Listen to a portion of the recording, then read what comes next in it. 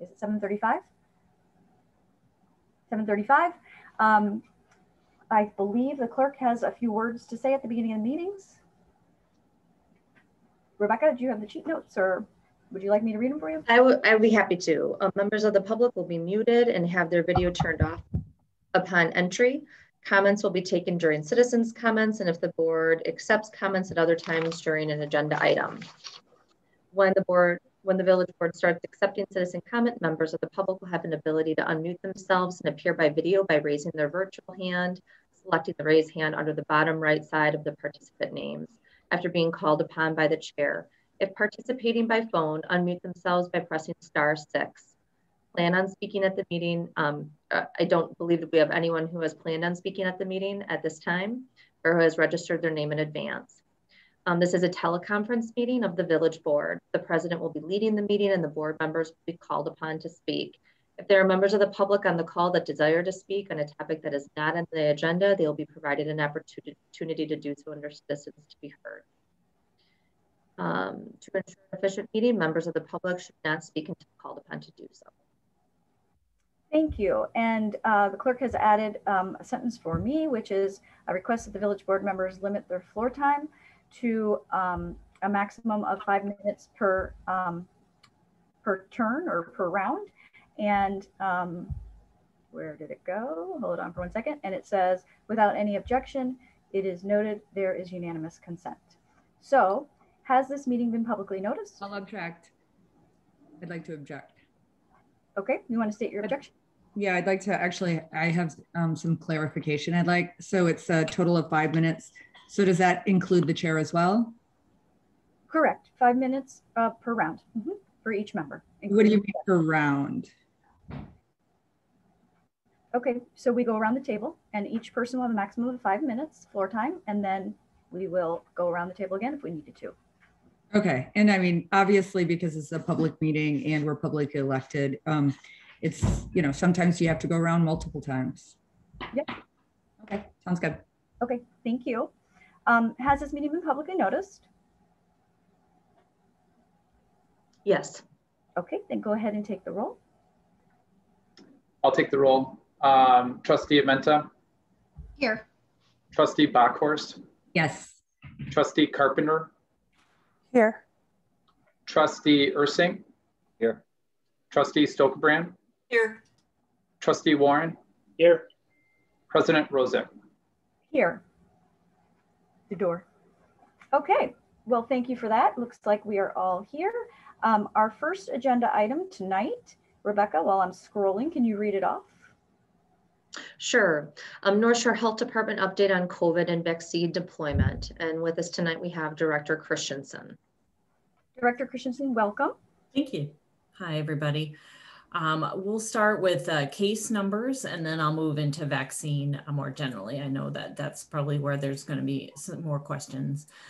So in terms of our case numbers, I think it's been some time since I've been here to report for you, but really have some promising news in terms of our trends. Since mid-January, our trajectory of cases has gone downward quite substantially. If you follow the trends on our website, we had a little bit of a bump up after the holiday season. But again, since that time period, we've had a really pretty significant downward trajectory of cases. That's also reflective in the number of tests that we've been having or seeing the public. There's a downward trajectory in people getting tested, but the percent positive tests, which is another indicator of community transmission, is also going down. So that sort of aligns with those case numbers, even though testing numbers have gone down. So, you know, really hopeful trends right now. It's something seen both in the North Shore, the county, as well as the state, and really on a national level, seeing those case numbers go down. So that's really promising right now with where we are. Obviously, there's some trends that we're monitoring and cautious about. One being the genetic variants that have been identified. The UK variant specifically has been identified in Wisconsin. Most recently in the Waukesha area, there was one person that was identified with that strain. So that's something that obviously locally, but also at the state level that they're monitoring in terms of identifying any of those future cases that would have those strands, as that could potentially change the trajectory of where we're going right now back up into an increase. The other thing is obviously we've got a number of weeks left of winter where people are largely indoors. So the message for the public is still to remain cautious and keep all of the mitigation measures that we've had in place going, and not to change anything in terms of the wearing of face coverings, masks, keeping people physically distant, not gathering in groups, and obviously practicing good hand hygiene and getting tested and staying home if you're sick. So we certainly continue to advocate for those elements for both people and the business community. So vaccine is the other kind of new thing on the horizon. So the North Shore Health Department has been vaccinating people for about a month now.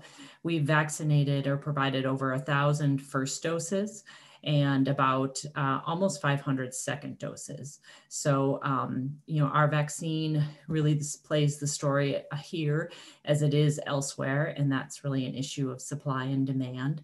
So over the past 4 to 5 weeks here, we have requested doses and have been allocated. In the early months, we were requesting about 200 to 250 in our weeks, and we're getting about 100% of those allocations. In the last several weeks, we've been allocated anywhere between 18 and 50% of the doses we've requested.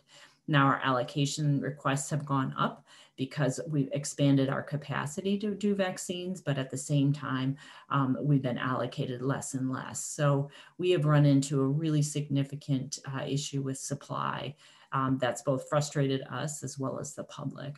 So our broader plans and the capacity that we have is to stand up vaccination clinics, both in the Brown Deer office as well as out of the Shorewood office. Our plans are to run clinic days, essentially 4 days a week. 2 of those days would be for first doses and 2 would be for second doses returning people. And we have the capacity to do about 600 first doses in any given week, and then an equal amount of second doses once we're on that rotating timeline. But again, with the allocations we're getting, as an example, just this week, we've been allocated 300 of our first doses and 140 of our second doses. So our, while the capacity is there for the health department to be doing that much more vaccine and more clinics, really the supply that we're getting is really not allowing us to do that. So that's one place that we've been very frustrated. And I am sure that you've heard from residents their frustration with the process as well. Across the county, health departments are really relatively small vaccinator in the community. The health systems are the ones that are receiving much more substantial allocations of doses and have been vaccinating their patients that are 65 and older. And we know from calling people when we're telling them that we have vaccine, about 30% of our residents are saying they've been vaccinated by their healthcare, their healthcare provider, which is obviously a good thing in that they're being reached by those providers. But again, we're hearing from them that they're also being allocated less supply than they are hoping for. And so that is also slowing down the vaccine distribution process. So again, it's frustrating all around, certainly for residents, but definitely for us as well, as we want to get these clinics up and running. Our next kind of big phased in is we're being told by the state health department March 1st is the next day for many more eligible groups, is potentially educators, school staff, childcare staff, as well as a number of other public facing essential workers. So this will be on top of the already very large group of people 65 and older. And so we are continuing to be concerned about low supply and now adding that many more populations into the mix that are eligible. Again, trying to advocate to the state about how we're going to be able to get enough supply to vaccinate everybody who's eligible is certainly what we've been working on these last several weeks.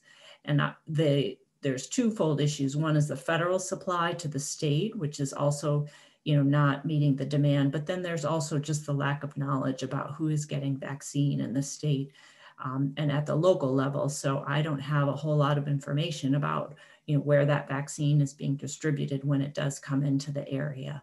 And that's something that we've been working with the state health department to try to get more visibility on, so that we can point people in the direction of, hey, you could go to these other places. They're going to likely have vaccine. So we know the general public is frustrated by the process. As I said, we've certainly felt that as well, and doing our best to course correct and control what we can control. But essentially, the supply is really out of our hands at this point. That'll be my update, and then I'll just invite some questions, as I'm sure you have some. Thank you so much. And I'll just go around. Trustee Ursing. I think you're on mute. Yep, that got you. Thank you. I really appreciate that update. We've heard from a lot of people in the community, and this is front and center on everybody's mind. Yeah. A couple questions that I have for you is how can we do a better job helping advocate for more doses? Is that something that we can actively be doing right now? And what would you recommend we do for that? Yeah, I think advocacy for more vaccine is helpful at the state health department as well as to the governor. But I don't know that they're in the position to fix their low supply that they're getting from the federal government. So one of the things that I think would be helpful is just that transparency in where the vaccine is going, so that we can really be assured that it's going to the population centers that need it, as well as, again, what I was saying in terms of even locally, helping us to be able to point people in the direction of where vaccine is just going to be that much more helpful for me to be able to say, these are the places that have it this week, try those sites. So advocating both for transparency of where it is, and certainly advocating for more supply for the region, but I think that's going to be challenging for them to fulfill. Thank you. And then, I would say that, our people that live in the North Shore, let's say Shorewood, do they, maybe some people think they have to get that vaccine in Shorewood. Can they go anywhere and get the vaccine? Can they go anywhere in Milwaukee? Or like what you're saying right now is wherever that vaccine is, people in Shorewood can go and get that vaccine wherever it is. Is that correct? It is, although I know, so the Wisconsin Center is stood up by the city of Milwaukee. So they're requesting that people that are going there work or live in the city of Milwaukee, as we are advocating for people who are using our clinics to live or work in the North Shore. It's not a requirement that you have to live in those jurisdictions, but it is a recommendation that we're, prioritizing the clinics based on the health departments. Now, that being said, if there's a Walgreens or a Meyer Pharmacy, and there are those sites across the county, for sure, you don't need to live in the area where those pharmacies or other vaccinators are located. Another resource is the Outreach Community Health Center, the FQHC down on Capitol Drive is a place that's also providing vaccinations. Obviously, they have a similar process in that they're receiving limited doses, but there's options to give them a call as well. And we're working to get all of this information out in a newsletter that goes out twice a week so that people have all of this information. Yep, I appreciate that. And then my last question, I apologize, is once you get the doses, how are those distributed through the North Shore? Do you have a plan on how they get from Shorewood to Glendale or Fox Point? Like how do you distribute those across the North Shore? Right. So right now our clinic has been largely in Brown Deer. We've been inviting people to sign up through our email distribution list. And then we send out the appointments on Mondays at 10 o'clock, and it's first come, first serve sign up. For people that don't have internet or access to a computer or email, they're welcome to call the health department, and we have a separate list for those individuals that we provide direct outreach to let them know of our clinic appointments, and we sign them up directly. So we have kind of a two-pronged strategy, one for kind of people who've got the technology and for those who don't. And then we did stand up a clinic in Shorewood that was a very small scale clinic just to pilot it.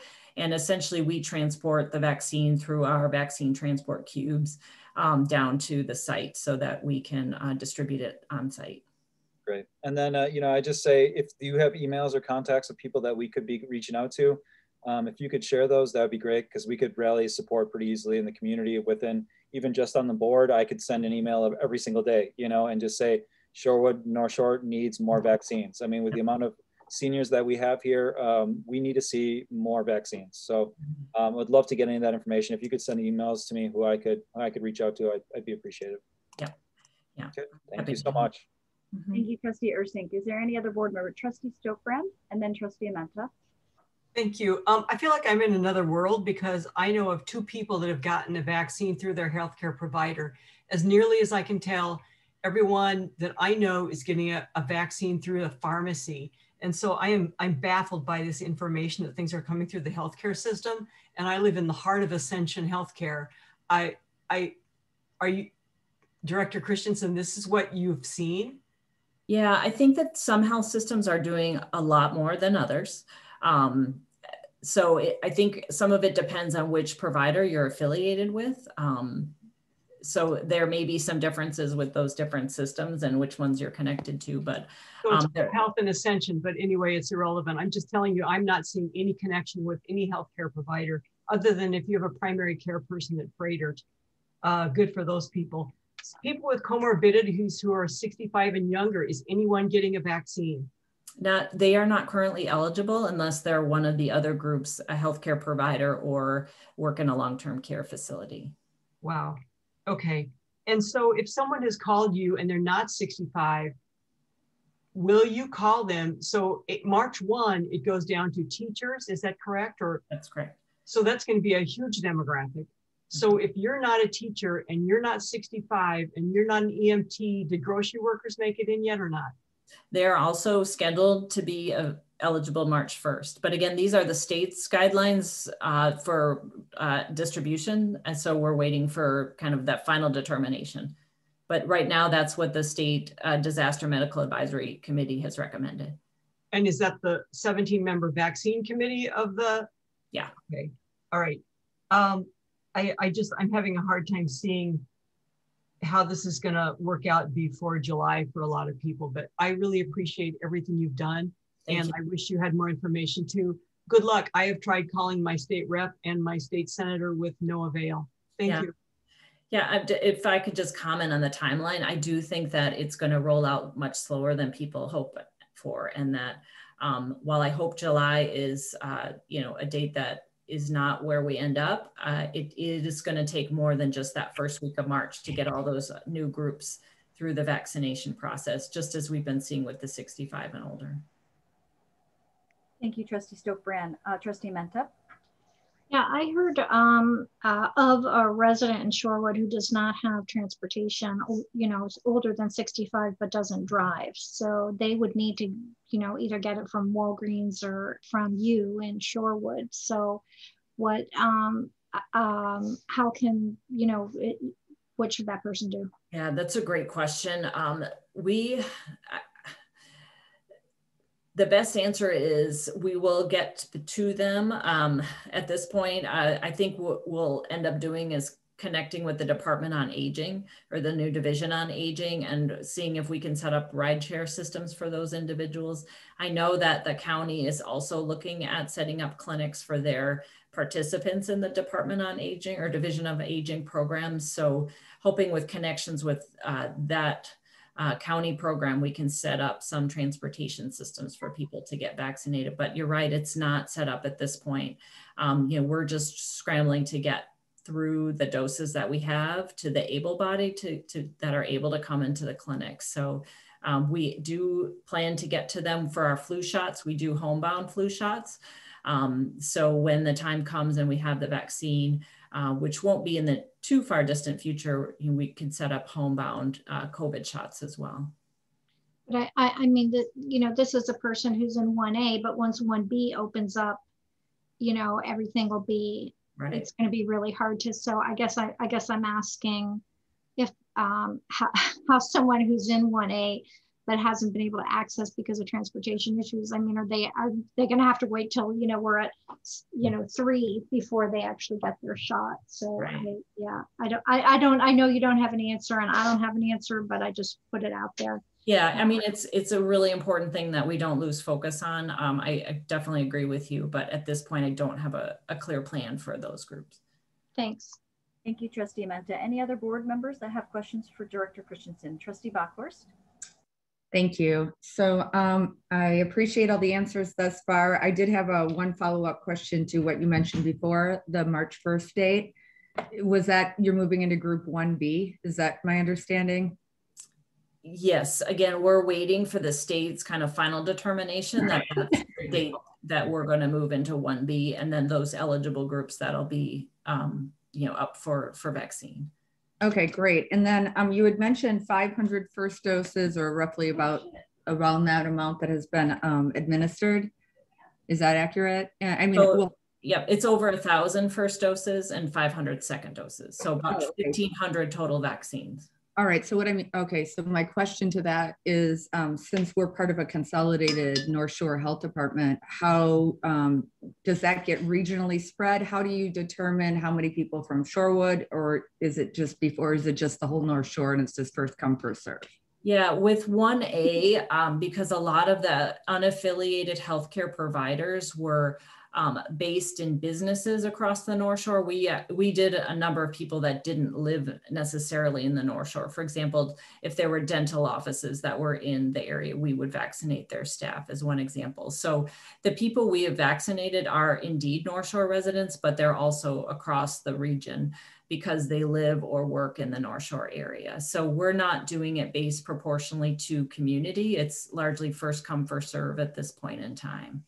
Okay, so do we have breakdowns of the numbers of which communities have received and those kind of numbers? I've been asked this a lot by residents and people who have kids that are going to school here, et cetera, because they have a lot of these similar questions. And so do we have that breakdown? So I can give you what the health department has done, but also remembering that other vaccinators have done North Shore members too. I don't have all of those numbers with me.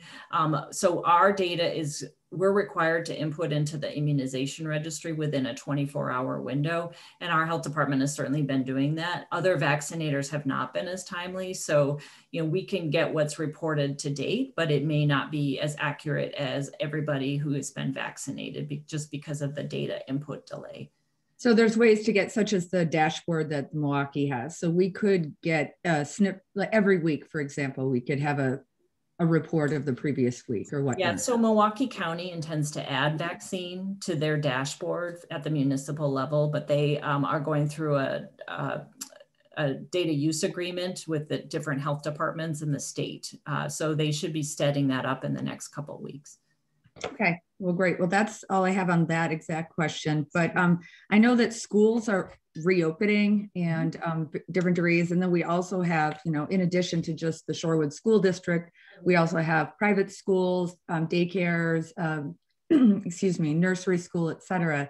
So I was just wondering if you could give us an update on how the school programs and the new, I forget what it was from the CDC, like kind of like a reopening guide like Milwaukee has. And I know we don't have that in Shorewood. We have a mask ordinance, but we don't have any requirements as far as capacity or any of those other things that some other municipalities have. Right. So the CDC on Friday issued some new operational strategies for reopening.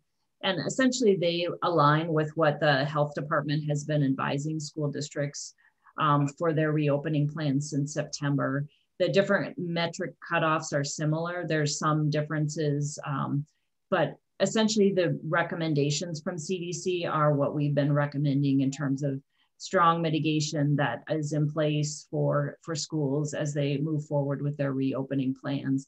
And then the different cutoffs that CDC has advised, again, they've been in place for some time now. I think what CDC's strategy is just to kind of reinforce the importance of mitigation and for schools to consider having those mitigation measures in place while they look at phase reopening. So the document that was put out would not necessarily correlate to a policy or an ordinance. It's more in line with kind of as schools are looking at their different data elements and how they're going to use these data to help inform decisions for reopening. Sure, but to an operational policy or the like, such as Milwaukee has. Okay, I know that. Is there any municipality in the North Shore? Are there any that are using those similar things? So the health department also has guidelines. They're not orders and they're not in code or in ordinance. But again, we've been working with the schools specifically around these policies or around these guidelines for their plans. And then the school boards have created their own advisory committees and created their own thresholds for reopening based on the parameters that they had in place and the mitigation measures that the schools could operationalize. So a lot of that has been put down to the schools to determine what's going to be working best for them. And then you have a copy of all of these. So this is information that we could have for the schools in Shorewood, for example. Yeah, most of them are on their website. So we have the plan that was created from St. Robert's that they did at the beginning of the school year. And then Shorewood's has been in the creation process and it's on their website. I think their latest update is January. Okay, and then you had mentioned that St. Robert's did have this on their website and that they have done this. I know that just the other day, I think it was their principal was on the news for their 100th day of opening kind of celebration. And she had mentioned that they had increased their population, their student population from, I think it was almost 100, 75 to 100. But for a size of a school that I think it was in the 200s to go up to 315, I was just wondering if you had any insight as far as like increasing. Usually you don't hear during a pandemic places adding more bodies and kind of being happy about that. So I was just wondering if in their capacities, so they've really increased their student population during this time. So are they taking any additional measures? How did they add on like trailers or any way to increase social distancing? And I ask this because the school district here, a lot of us have kids in, either in public or private, but it would be interesting. Yeah, one more minute. So they have not submitted any additional updates to their plans based on their attendance, and changes in attendance. So I was not given any additional documentation on their plans for social distancing and other mitigation measures. Okay, thank you. Thank you so much. Okay, with that, we are a half an hour behind on our agenda. So is there any other urgent or pending questions for Director Christensen? I just had one question, if I could Yes. ask. Thank you. There's been a lot of discussion about doses that may have to be thrown away at the end of the night or given to someone who maybe is not in the current cohort that we're vaccinating. Is there a list or a plan for that within the North Shore? Yep, that's a great question. Thanks. So we do have a standby list. So when people have called, we've asked if they wanted to be on this list, which means they're willing to come in at a moment's notice, 15, 20 minutes away, half an hour, depending on the time. And so we are using this list for those extra doses at the end of the night. To get on this list, you have to be currently eligible, so 65 and older. So that's the list that we work very hard on. If we do happen to have extra doses at the end of the day, we have not wasted any doses in terms of not being able to get them in people's arms. We have had occasion where we'll have a dose about to expire, where we've given it to, say somebody, in the case, most of the vaccines have been given out of the village of Brown Deer. So we've had to give, that extra dose to, somebody that is there at the village. But that's a really rarity because we know that standby list is pretty robust and we've been able to draw from there for the most part. Thank you. Thank you, Trustee Carpenter. And I cannot see, so Rebecca, please, or Tyler, is there anyone in the public that had questions that has their hand raised? I know we had one person that had a hand raised and now it's down. So at the current moment, there are no hands that are raised. Okay. Trustee Bockhorst. Yeah, thank you. And I know that we have, these tentative things on the agenda. We generally don't stick to them, but, this is a very important question. We have a lot of people on this call. I don't know for what reason they're here, but I do think it's important for us to continue as we're working through navigating this pandemic, and especially with this new, these new super strains. I forget what it was called, Anne, maybe you know, but and I also see Elizabeth Price on this call, who runs the senior center. I'm not saying that she has to talk, but if she does want to say something, of course, that would be, we do have a big senior population, and the senior center does encompass people beyond the Shorewood. Are there any hands raised? Tyler? There are no hands raised at this time. So much. Okay, thank you, Director Christensen, and I look forward to our next update. I think maybe in a month. We wanted monthly updates, so whenever you're available. Bi-weekly, we said, actually, President Rosick. Okay, well, Rebecca will remind us at our next meeting. Thank you. So thank you and have a great night. We will now move on to our next agenda item, which is special order of business 4B, consider policy 40, tax increment district TID creation and tax increment financing assistance. And our CDA chairman, Peter Hammond, is here to speak on the issue and to kick off the agenda item. Welcome. Thank you, President Rozak. Good evening, everybody. Thank you for considering this item tonight. Last meeting, you provided valuable feedback to the CDA. We took that information back. Staff did a lot of work in the interim to address those items, and we come back to you now with an updated policy we believe that addresses all of the questions that were raised. So President Rozak, unless you prefer a different approach, my thought was just to run through the 6 items with the board, get comments, and move from there. That sounds like a great plan. Thank you. Okay. So we are, I believe, on page 83 of the packet. It's the start of the write-up. So I will just run through again these 1 through 6. So the first one was the comment made that we should not be doing TIF just for the purposes of increasing the tax base. Absolutely agree with that.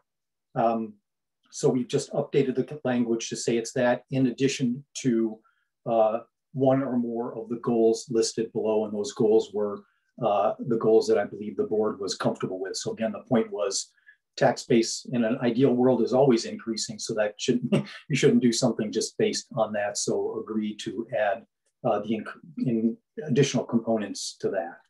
Any other comments on that item 1?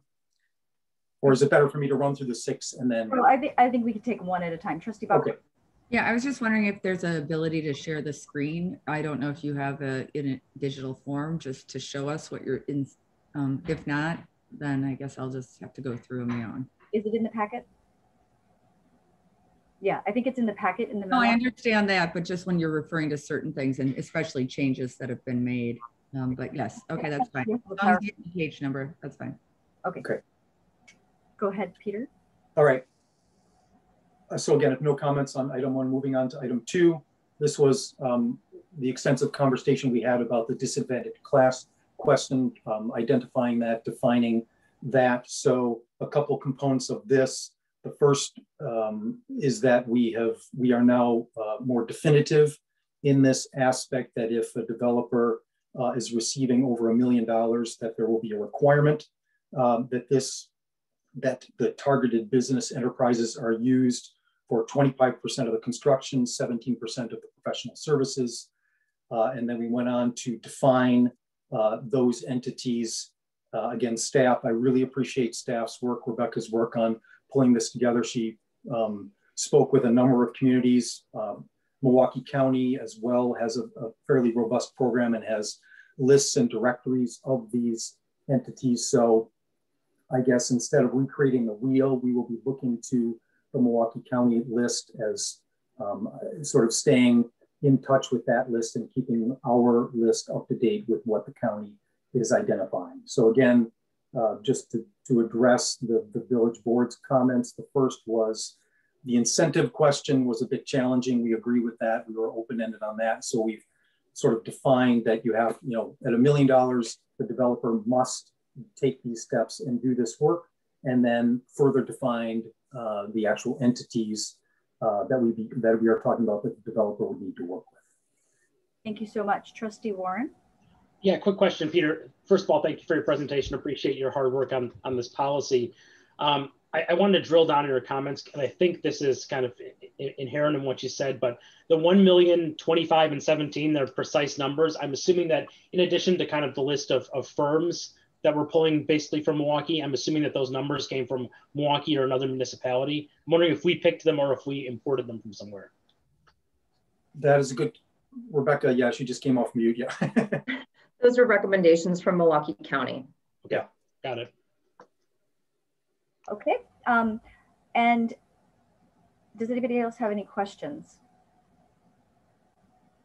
Thank you so much, go ahead. Okay, item 3, this item 3 basically became a non-issue. This was our incentive conversation, and basically this is removed. We've now made it a requirement within the policy if the developer receives the $1 million to do those activities. So this basically comes out of the policy from prior version. Moving on to item 4, this was, we greatly appreciate this. This was a great recommendation by the board to include the green infrastructure comment. I would call that a miss on our part. Again, it's tough to start with a blank sheet of paper to develop a policy. We thought we did a good job, but we really appreciate the board's feedback on this. So with respect to this component, again, we're using this $1 million threshold and asking the developer to put together a report that would sort of summarize the cost and the aspects of solar and sustainability that they could incorporate. We are not making any, given the cost and some other things, we are not making this a requirement at this point, but we are requiring, again, that the developer put in some work, some effort, and a report to identify the costs. And then in that second paragraph, we talk about the Energy Star program with the goal to have firms that are in that 75% component. So again, that the developer would need to achieve that goal after a certain period of time after the development is done. We did meet with the certain members of the Conservation Committee on this. They are comfortable with this. Of course, this is a point in time in the beginning, and we'll certainly be looking to continue to move this forward and be more, I guess, proactive, active in this space. One other point, the committee has done a lot of work on what I would call best practices, sort of the good, better, best, which I believe they probably presented to the board as well. So that is a reference document that is in here that developers can refer to so they can see the village's goals, objectives, what's important to us. Again, educate the developer a little more on what's important, and in the long term, help them see the need to do this and just more visibility and awareness to try to incorporate this into their development. Thank you. Trustee Ursing? I really appreciate that. And I was going to bring up the good, better, best practices for commercial development. It's something that I wanted to make sure that you were aware of, that was incorporated into this document somehow. Could you just explain to me how you guys, what was the conversation like when it was, this was either a requirement or a not requirement for new construction in Shorewood? Yeah, so I would say, and again, I might defer to Rebecca a little bit on this. In all of these, again, we were reaching out to other communities, City of Milwaukee, County of Milwaukee, other entities, and it was their recommendation at this point that we not make it a requirement. I'm not sure if that was just sort of kind of the state of affairs with respect to sustainability and green, that it is, and I don't know that we're early in the process, but that it is more about awareness and getting developers to think about this more and encouraging them. So again, Rebecca, I'm not answering that directly, but I feel like a lot of this was based on the feedback we've received from others who have, been down this path a little further than we are at this point. Sure. This component of the policy is actually a hybrid between some recommendations made by both the City of Milwaukee and the Milwaukee County. So the first part relates and is very similar to what the City of Milwaukee does. So for projects that are over $1 million, they ask for the developer to submit a plan that identify the incorporation of solar and those costs, the cost benefit and their analysis that they've come to. solar being one example, but it could be a number of other conservation energy efficiencies with respect to the property. None of those are a requirement for the developer, but what it does is it plants the seed and incorporates them doing the due diligence up front to also evaluate that so that they're having that thought process in mind prior to going to design or architectural design on the building. The latter was actually a recommendation from Milwaukee County, and one that after we talked through, they were actually looking to make it a requirement throughout some of the county projects that they worked on. But you know, one of the aspects is we want to also make sure that we're measuring, and I know conservation and the board has talked about this a little bit. How do we measure that we are reducing our energy consumption by a certain percentage? So by giving the developer, requiring the tools up front for the developer to do the analysis, we're hopeful that there will be some implementation of some. And so then after the development is constructed, we can do a look back to say, what impact did that make on the development as a whole? So there's no real incentive in here. So essentially a developer, we'll talk to the developer about what we want for Shorewood. They'll either come back to us with a document of here's what we want to try to do, here's what we want to do, but there's really no incentive. So essentially they'll just be able to continue as they want, and I feel like, we can do better in Shorewood. I think we have the opportunity to be a leader in this area. And, I'm glad that you guys went and did this work, but I really think we could step it up and do a much better job here with this, especially when we're spending the community's money. So one of the cautions that was emphasized by not only the city, but the county was to not put specific requirements in or incentives based upon energy conservation. The key here was for looking towards what could be done and having that information available. So as we're going, and this is specifically requested in phase 2 of the application phase, so that the board and the CDA have that information available as they pursue discussions with the developer relative to negotiating out a development agreement. Okay, so we would have a document that asks them what they plan to do. So then us as a board, we can look at, what they want to do or what they're planning on doing on their construction. So then we can make a decision from there. Correct. Yes. Okay, I appreciate that. Thank you. I do have a follow-up question to that. Just one question on this topic.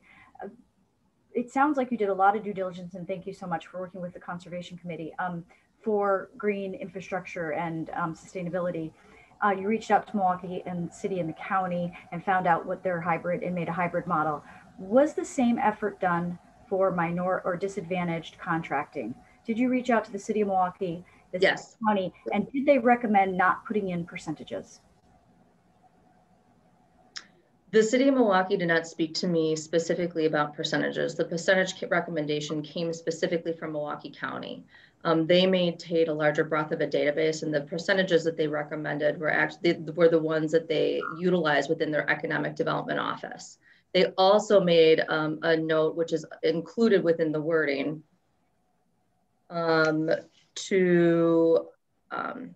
if compliance is not achievable, for justifications to be provided, because they are also reviewing and updating their numbers every 3 years. So sometimes based upon just the labor pool and who's registered within the systems, they know whether they have available pool of X type of contractor or professional vendor. And so they emphasize the point where that needs to be our guide, but it should not be a specific requirement, because they too run into the same issues and have an evaluation process sometimes within the scope of the projects they work on. They were also willing to work with us and have that consultation at the time of review. So I want to make this statement now, because when we did the purchasing policy, we were able to get the words equal opportunity as one of the reasons we do bidding beyond. So there's 2 reasons. One is equal opportunity to all contractors, whatever race, color, ethnicity. But the other was to get the best price possible. So we weren't able to get percentages at that time. That was 3 years ago. So at this time, if we're giving out public taxpayer money for private development, which is what we're considering in this application process, if we were to vote to do so, I feel very strongly that we would actually either require a certain percentage of disadvantaged participation. I don't know what the exact percentage would be, I would leave that up to the administration to find out and have discussions, or develop a ranking sheet where you give extra, like where you actually, if they include it in their proposal, that we would look more favorably, or some kind of ranking system so that there is, I prefer the first, I just don't want to hold up this policy tonight. But I really feel strongly that we're at the point 3 years later where if we're giving out public taxpayer money, we should be doing something for social justice. And I know Milwaukee has percentages and the county does, and it's something that I would have liked to look at. Trustee Bachler. So, and that Peter, so he can answer.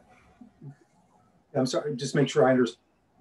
We do have percentages in the policy. Over $1 million, is that what you're saying? And that 25% of the construction and 17% of the professional services would be from these. It's mandated. I'm sorry. Yeah. Okay. As long as it's in there and it is a requirement, then I'm perfectly good with that. Thank you so much. Am I overstating that, Rebecca? I mean, it's in. No, it is in there, and that the percentage recommendations for those by Milwaukee. Yes, so there are hard percentages in for the target business enterprise group. So I believe we're addressing your question, President Rosa. Thank you for that clarification. Okay. Yep. Okay, thank you. So this is, I guess, a follow-up to your statement / question regarding an equity impact statement. And this is for the board members, because I know we were not going to force that before we would adopt any policy or anything like that. But we've talked about it a lot, and we're actually doing that by including specific language in this policy. We want to look at this. I think this expands, goes beyond just TIF in all areas, whether or not it's policy making, whether or not it's when we're contracting, even with a variety of decisions. And I know social justice is something that we've all talked about a lot at this board, and probably not even enough. But going forward, we definitely need to put a lot more teeth in all the decisions that this and all future boards and staff make as well. So maybe I'll just hold that off until items of future consideration so we can keep going on. But thank you. Thank you, Trustee Bachhorst. Any other questions or comments on that section? If not, I can't see Trustee Carpenter's hand. So if so, just speak up. Go ahead, Peter. Okay, last two items. Item 5, very straightforward. I think we were unclear on the language with respect to developments that are just for luxury or market rate housing. So being clear that that is not eligible, that it would have to have some element of affordable housing in order to be viable under TIF. So just making that clarification. If any questions on that one? Doesn't look and like. And then the last item, item 6, was a language clarification. I would say it was in particular the phase 2 amount, talking about the full financial analysis, as well as incorporating President Rozek's language around the third-party costs to make sure that that is addressed in the event that there are additional third-party costs not considered, that those are, it's clear that those are the developer's responsibilities. And those were the 6 items. Thank you so much. Are there any questions for Chair Hammond? Trustee Warren, and then Trustee Bachhorst. Well, maybe this is more of a comment than a question, but Peter, thank you so much for putting this together. I was just thinking through kind of holistically about this and how we approach it. And, as things change and as we look at how kind of the targeting for minority businesses and the goals of over 1 million, 25 and 17, maybe that's something for the HR committee, the HRC to keep an eye on. Just trying to think of how to make sure that this as we think through this and as we see how this works in process, and as the county changes their criteria, as things change, maybe there are more minority businesses that are registered, maybe those numbers go up. So probably not something to slow it down tonight, but in the future, and I'm just kind of formulating the thought as I talk, in the future, maybe this is something the HRC wants to keep an eye on so that we can keep track of the equity impact of this and see if we can get better at that piece of this policy. So thank you for this policy. Again, probably not something to hold up tonight, but something maybe for us to consider going forward. Thank you, Trustee Warren. Peter, did you have a response? Yeah, Trustee Warren, I was just going to say, so again, I can't thank staff enough. This was Rebecca, this was Michaela from Baker Tilly as well, doing the heavy lifting on this. And I think one of the benefits out of this was the connections that have been made with other communities, the county of Milwaukee, the city. So I think we are not recreating the wheel on a lot of this. I think we are now have open communication lines with others to keep it updated, to keep it current. So I agree with you completely, Trustee Warren, that, you know, this is, we're not done now, right? This is the start. This is a point in time, and it will continue to evolve and improve over time. And again, this communication and participation facilitation with other entities is going to help us a lot. Thank you, Chair Hammond. Is there any other, do you have questions on that item? If not, is there anything else, Chair Hammond? Trustee Stokebrand. What item are you talking about, though? You said questions on which item? I mean, the last section that he was talking about. Trustee Stokebrand? Yes, I do. And then go ahead, then I was going to make a motion. Oh, okay. So thank you. So yeah, so I agree with Trustee Warren that the HRC, you know, could take a look. But we can always bring this back. We can adopt it. We can make changes. You know, it's a living document. I watched the CDA meeting, and I just think for transparency, it's probably a good idea that we do mention that you guys were working with a developer right now. Not saying you wrote the policy with the developer or for the developer, but we are talking about public money right now. And this, and so I think it's very important that everyone understand that there is a developer who is that you guys have been working with. And in fact, I believe, according to the meeting last Monday, that the developer has a very strict timeline. So I just want everyone here to know that we are not adopting a policy for any specific developer. That's incredibly important for us to communicate to the public and to each other. And maybe you could give us a little bit more information around that. And I saw Rebecca with her hand raised as well. Yep, I'd like to address that first, and then I'll call on Rebecca. I was at the CDA meeting, and I shared your concern that there is an applicant, and they have been waiting to see what our policy is, which is perfectly acceptable because they wanted to know what the parameters would be around applying. And so it was their choice with staff to wait until the policy was at least in draft form. And the CDA chose to, and the developer agreed that it was his choice, his or her, to apply if either way, whether or not this policy went forward tonight or not. So it hasn't held up anything. It's just business as usual. And this is a policy that's been in the works for many months. So right. No, I saw all of it, but okay. Not tied to any development. Rebecca. I just wanted to say as drafting the policy that this was done at review and based on issues with the CDA and suggestions of the board, and was independent of anyone ever proposing development here in the village. Thank you. Trustee Bachhorst, do you have anything further? No, I did see that Peter was going to say something, but yeah, just that's very helpful, Rebecca, just because, again, we don't want to give the impression that we're writing a policy for a particular developer. The developer, like any developers in the past, could apply. I understand that we've been a really tricky place to do business with, so having a policy will help us, again, attract development. We haven't had any new development in a while. And, but anyway, so I'm glad that we're doing this. This is great. And I have watched the meetings. I agree with a lot of the changes, and I appreciate that you're bringing this back, and I appreciate the patience and the collaboration. So thank you. Thank you, Trustee Bachhorst. Any other questions before Trustee Stokebrand would like to make a motion? Do you have a question, Trustee Menta? Yeah, I just wanted to clarify. So I was looking in the actual policy. So we're on the MBE and WBE, or disadvantaged businesses. So we're asking developers who are receiving over $1 million in TIF to submit a plan.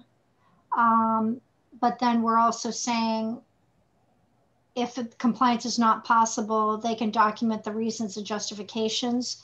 So, I mean, there's still an expectation, right? I mean, it's not like a requirement, but we're still asking them to submit a plan, and there's still an expectation that they're going to use disadvantaged businesses as we define them, correct?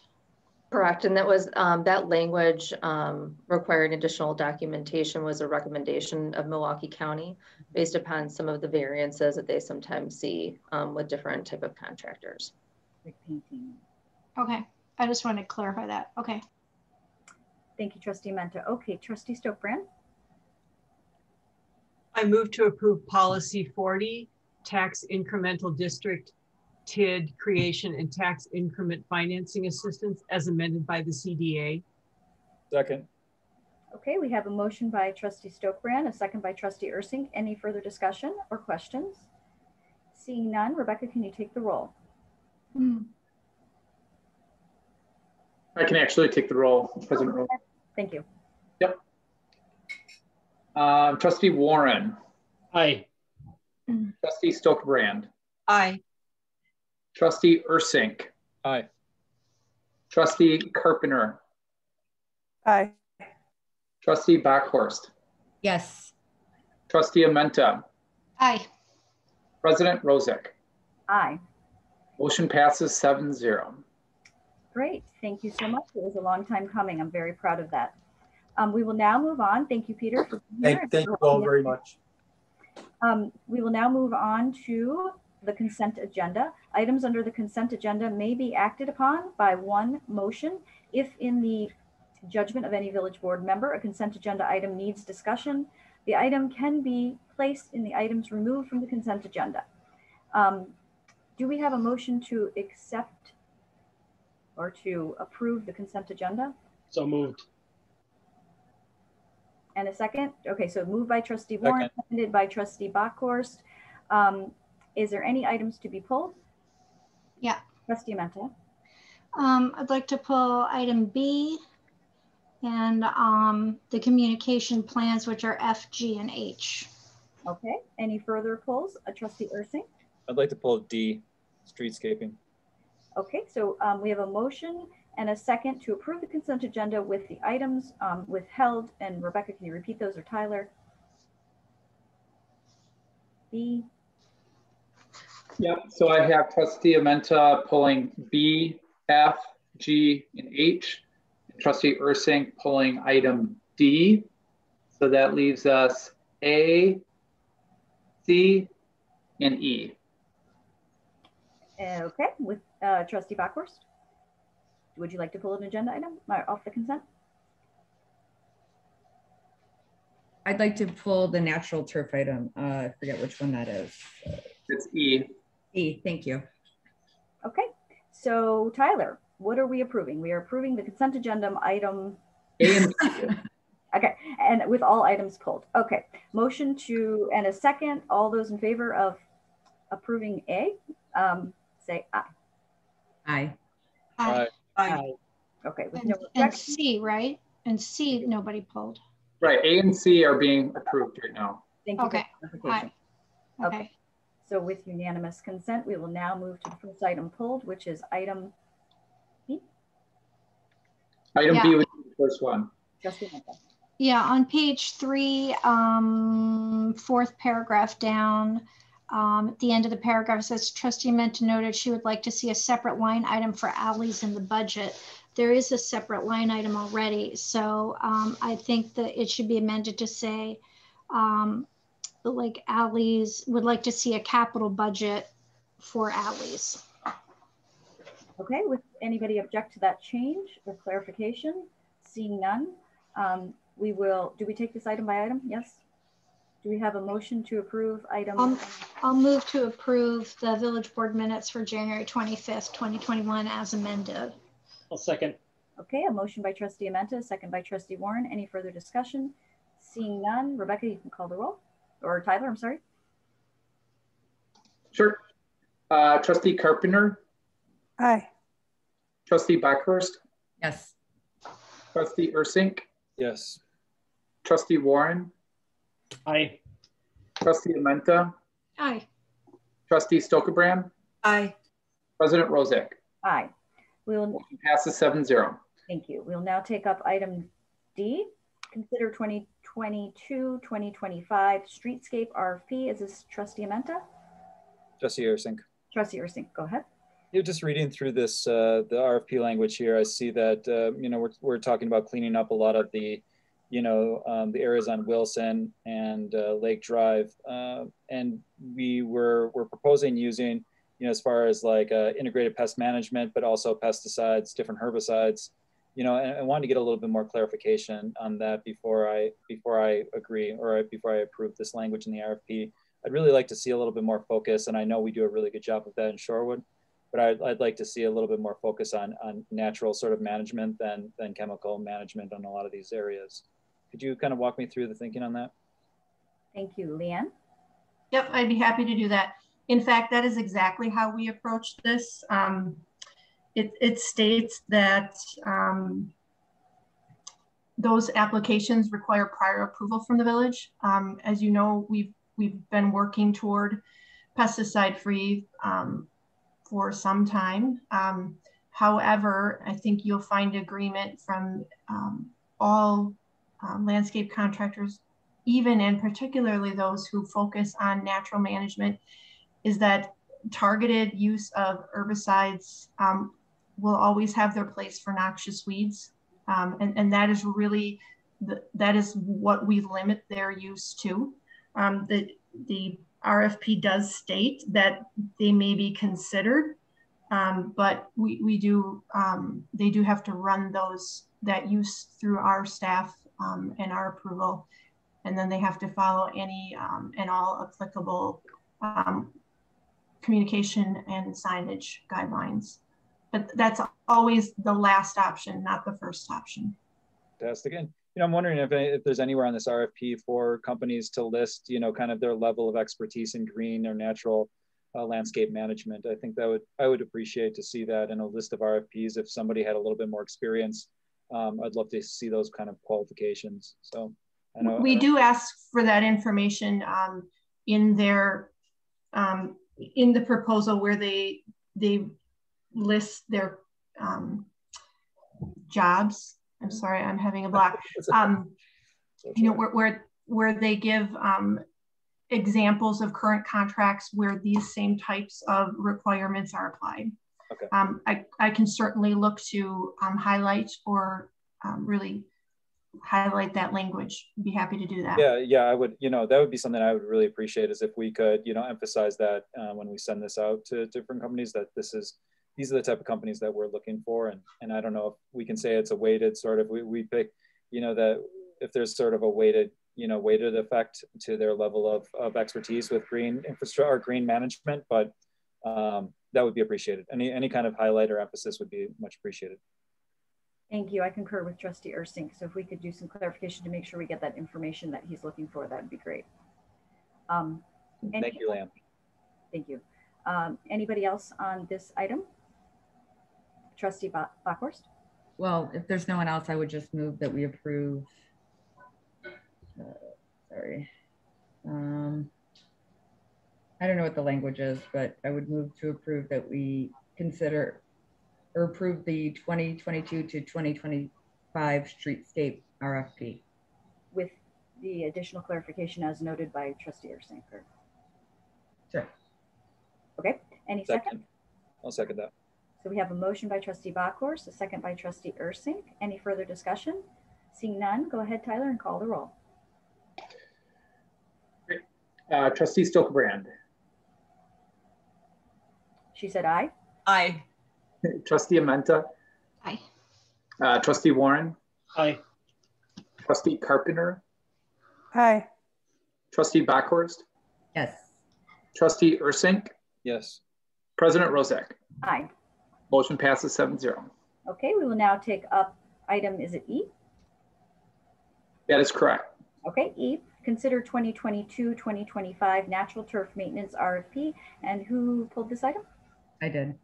Okay, Trustee Bockhorst. Okay, thank you. So at the beginning of the notice for this, the memo, I guess is what it's called, you'll see a timeline here. So this might help also Trustee Ursink, because as Leanne mentioned before, some of those, a lot of those practices have been recommended to the village for a long time at conservation committees of way past. So I'm really happy to see that they're still adhered to. So thank you, Director Bushalik. So I did have one question, but I reread the area. So I think I'm good on this. And if no one else wants to say anything, I'm ready to make a motion. Okay, it doesn't appear we have any more comments, so go ahead. Okay, I move approval of the 2022 to 2025 natural turf management RFP and direct staff to issue the document. Second. We have a motion by trustee Bachhorst, a second by trustee Ursing. Any further discussion? Seeing none, Tyler, go ahead and take the roll. Okay. Trustee Ursing. Aye. Trustee Bachhorst. Yes. Trustee Carpenter. Aye. Trustee Stokebrand. Aye. Trustee Amenta. Aye. Trustee Warren. Aye. President Rozek. Aye. Motion passes 7-0. Thank you. We'll now move on to item F, correct? Consider water meter replacement program project management and communication plan. Trustee, who pulled the item? I pulled all three communication plans because I do think we need to be thinking about these are all kind of starting in the spring. I did look at those like very detailed and small print. Luckily I could expand it on the computer schedules, but we are, you know, rather than addressing them all as separate things. And I know the downspout disconnection program is only in one part of the village, right? It's only on the combined sewer. Okay. But at the same time, you know, I think we need to think about communication globally in a more like broad, because we do have these three specific areas that we need to let the village residents know about. I did also have a phone call from a resident this week who was saying she's not on Facebook. And she's like, she does get the village manager's memo, but she was saying like her neighbors didn't know what was going on with the parking. She actually called about the TIF policy. She was asking, what are we doing with the TIF policy? So I mean, I think to assume that residents know from Shorewood today or from the village manager's memo, I think for us to assume that we're reaching people is really an error. I think there's quite a lot of people in town who really don't pay that much attention because, you know, they have kids and jobs and busy lives and they have other things to do than pay attention to the village board. And I don't want people to be surprised. So I guess I'm thinking I would ask that we maybe have a spring newsletter, maybe that is just village news about these three items and perhaps a couple others, maybe what's going on with the library. We've talked about this in the past. I mean, I think a quarterly Shorewood Today with like 5 different content areas, the village's content gets lost. Stuff like this, that is stuff you need to know. We have to think about a combined and comprehensive way of communicating that to residents through the mail. So that's my feeling about it. So I don't have any, I don't know. I guess I would just generally for all three ask if staff has considered this and if staff could come back with some more comprehensive communication plan for the spring. Rebecca or Tyler, would you like to address that? Or Liam? Yeah, I can speak to the 2 DPW related items. And we do, each of those is highly dependent on direct communication, so direct mail. We will follow up when we are in certain areas with door hangers. Those items are highlighted in our communication plans. Certainly would not object to adding additional avenues of direct communication, but we do have processes for both the downspout disconnection and the water meter replacement for at least, well, in the downspout disconnection, it's at least 3 and as many as 5 direct mail communications. For water meter replacement, it will be also at least 3 direct mail communications to each residence. But I mean, in addition to social media and everything else. But the question is, can you combine them? So, you know, so maybe, so I don't know how much money you've put in for direct mail for these public works projects for the spring. But I guess I'm saying is if we do a direct mail monthly, maybe like March coming up, water meter, the downspout disconnection, well, I don't know, whatever, you know. So I guess what I'm saying is, if we've talked a lot at budget time about ways, you know, like, could we do a bi-monthly newsletter instead of Shorewood Today? You know, we've looked at that, but if we're already budgeting for DPW to send out a direct mail to everybody, like, let's use that, you know. I would concur with Trustee Amenta. I had not thought of that, but because we do, and thank you, Leanne, I appreciate staff putting so much into direct mailing for these big projects with our resident communication. But it does make sense if we already have the budgets separately, if you combine them and you do a series of, every month coming up, this is what's happening this month, this is what's happening. I think you're going to get more bang for the buck, and people are very interested in knowing what infrastructure projects are coming up. So is there a way to do that with the same funding that we have budgeted in the separate budgets? In some cases, yes. In all the projects, or I shouldn't say in all the projects, in these two particular DPW projects, the initial mailing is what I would call global. So it's very general information for everyone, so that people are aware the project is coming and they know where to watch for additional information. But the subsequent and follow-up conversations are property specific, at least as I have them outlined in this plan. So certainly there would be opportunities for combined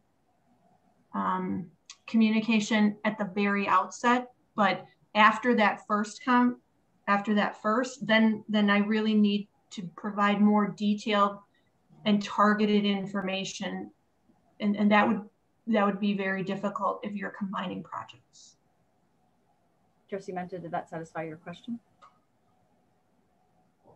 Yeah, I just wanted to bring up that I think we need to have a more comprehensive communication policy, that rather than silos of departments doing individual communication on specific projects. Thank you for that. Maybe a future agenda item to speak about as well. Trustee Ursink.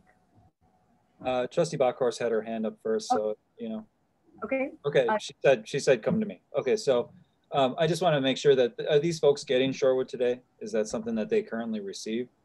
So I assume everybody in the village gets that, right? Yes. Okay. Yeah, I'm assuming so. So people are already getting this. There's a significant cost involved, I think, into printing off a monthly newsletter that needs to be designed, proofread, printed, and then sent out. I would assume that's a whole nother employee. That's a lot of work. So I'm wondering if that is the case. Maybe there's a handful of people in Shorewood or more. I don't know how many more, but maybe there's somebody that we can just target this information to. But we already have a publication that is designed, that is printed, that we are funding, that are going to all these households anyways. So I think it's just to maybe figure out how we can better work with Shorewood Today and bump up our visibility in there than printing a whole nother thing that needs to be designed, that needs to be proofread, printed, written, and sent out. That's an incredible amount of work for the amount of people that will take advantage of it that don't have a computer right now. We were talking in a previous meeting about everything going digital and everything being digitized, and that's just the way where it's going. So I think we have, we still need to reach out to those folks that don't have a computer. 100% agree to that, but we have Shorewood Today, and I think that's our method of getting in those mailboxes. Thank you, Trustee Ursink. Trustee Bockhorst. Thank you. So yeah, no, I agree. I don't want this to be, I don't want us to get off topic here about being Shorewood Today versus is not. We've had some robust, very heated discussions on this board. And I know that there are 3 individuals who've, advocated for, going away from Shorewood Today. So I don't want to switch this around, but I think you did bring up a good point, Trustee Ursink, and something. We do have other community partners and other ways of disseminating information, including using our school districts and St. Robert's and the other community, because they all put out newsletters as well. And I know that we do that. We add these things, the PTOs, et cetera. I'm not sure, Tyler, if we've moved away from that model, but that was very robustly used in the past. Again, it's like, can you remind, and I know a lot of these are geographically specific, as Director Bushelik had just mentioned, but just say, hey, heads up, you live in this quadrant or whatever. This is information that we could get to multiple arenas. And to, I think it was Trustee Ameta's point earlier, not everyone is on social media, not everyone is getting emails, not everyone has a kid in the school district, but everyone, as Trustee Ursink said, does get Shorewood Today. So let's find a way to better use it. And some things we can't always put in there because it's quarterly, and there are times, and even with Department of Public Work projects, things vacillate and stuff like that. So we use the resources that we have the best we can when we do, of course, it's good practice and policy.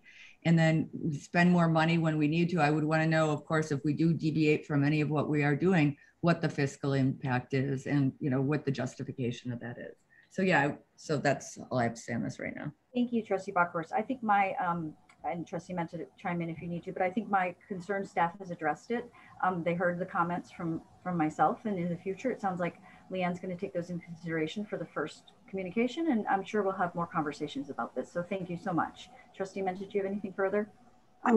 No, I'll just move. Trustee Carpenter's had her hand up for a long time. Oh, I'm sorry, I can't see that. Just go ahead, Trustee Carpenter. I'm not sure if we're at that item yet, but I think it's included in our conversation, the communication plan for assessment reevaluations. I just have a sort of more broad question about that. When is that determined? Because it said in the memo that that we do the biannual assessment. That's not how we've always done it. I'm just trying to understand when we change that policy, if there's ever a review of that policy to make sure that that's the direction that we want to continue in. And I can answer that real quick if you'd like. That'd be great. Thank you. That's part of the contract award. When we award the assessing contract, it defines how often we do market revaluations, and the last contract was every other year. That contract, this is the end of the cycle for that, so we will be bringing another RFP later this year, and we can certainly discuss those metrics at that time as well. Okay, thank you. I'll move that we don't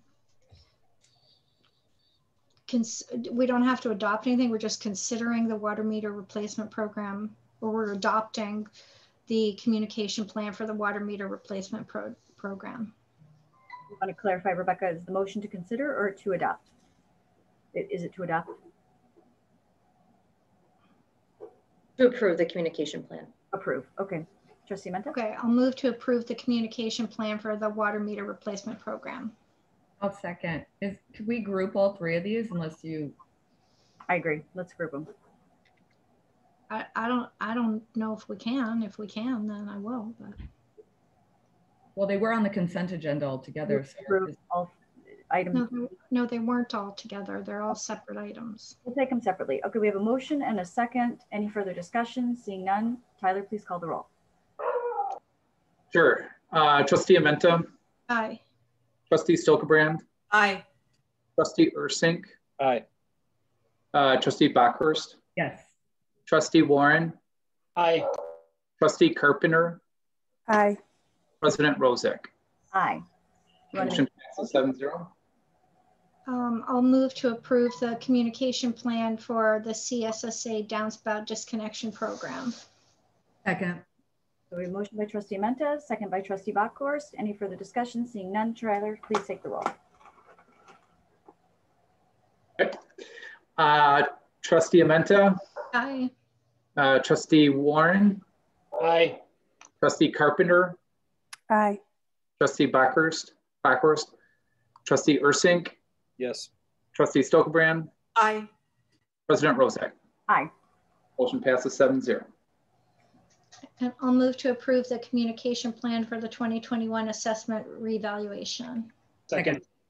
Motion by Trustee Menta, second by Trustee Warren. Any further discussion? Seeing none, Tyler, please take the roll. Trustee Warren? Aye. Trustee Amenta? Aye. Trustee Stokebrand? Aye. Trustee Ursink? Yes. Trustee Bockhorst? Yes. Trustee Carpenter. Aye. President Rozak. Aye. Motion passes. Was that the whole consent agenda? Yes, okay. Yes, that was. Thank you. We will now move to item 7, public hearing. Tonight there is none listed. So we'll move on to item number 8, citizens to be heard. Is there anyone that has registered to speak tonight? I do not have anyone. Okay. Is there Becky, do you have anyone? No, I do not. And is there anyone in the audience or on the call that has their hand raised? Not at the moment. Okay. So we will. I believe I'm supposed to. Oh, hi. Go ahead and state your name and your address.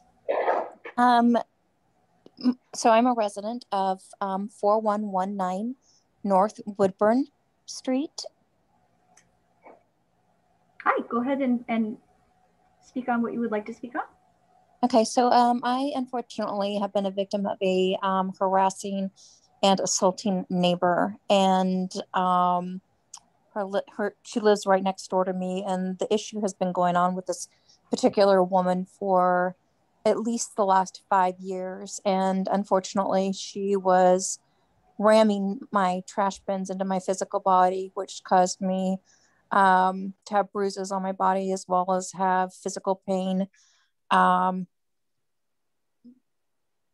have multiple medical issues, and I'm not the first person, unfortunately, who has been one of her victims. I'm around the 10th victim of hers that I so far have gathered from speaking to neighbors and speaking to people through media channels. And there's actually another woman on the line who is an assault victim of her going all the way back to 2016. Her name is Norma Duckworth, and she was, her children were called the N-word by this particular neighbor. Her name is Liz Jonik, and that's Joehnk. As far back as I can remember, Norma is the very first person that I know of that was assaulted or, harassed by this particular woman. Liz would call the cops every week to 2 weeks to complain about various things that she would lie about and say that she was doing, such as selling drugs and doing other things. And Norma could probably speak more to attest to what that was all in regards to. But they were all lies, and the police has continued to allow this woman to assault and harass other residents of Shorewood. The previous owner of the property that I live in had to put up a fence around this property and had to sell their property because of her. There's a tenant that was extremely unhappy living in her building. She was very condescending about her. There is a neighbor that lives behind me that's been harassed by her. There's another neighbor that lives down the alleyway where she got into their face and assaulted them, or so I can't say that she assaulted. She didn't assault them, but she got in their face and threatened them. I'm sorry, also too, I failed to mention that the previous owner was assaulted by this Liz Jonik. I'm not quite sure how you say her name. And I've heard of some others as well. There was another one that I heard that's across the street, and the police continues to allow this behavior. Norma, would you like to speak?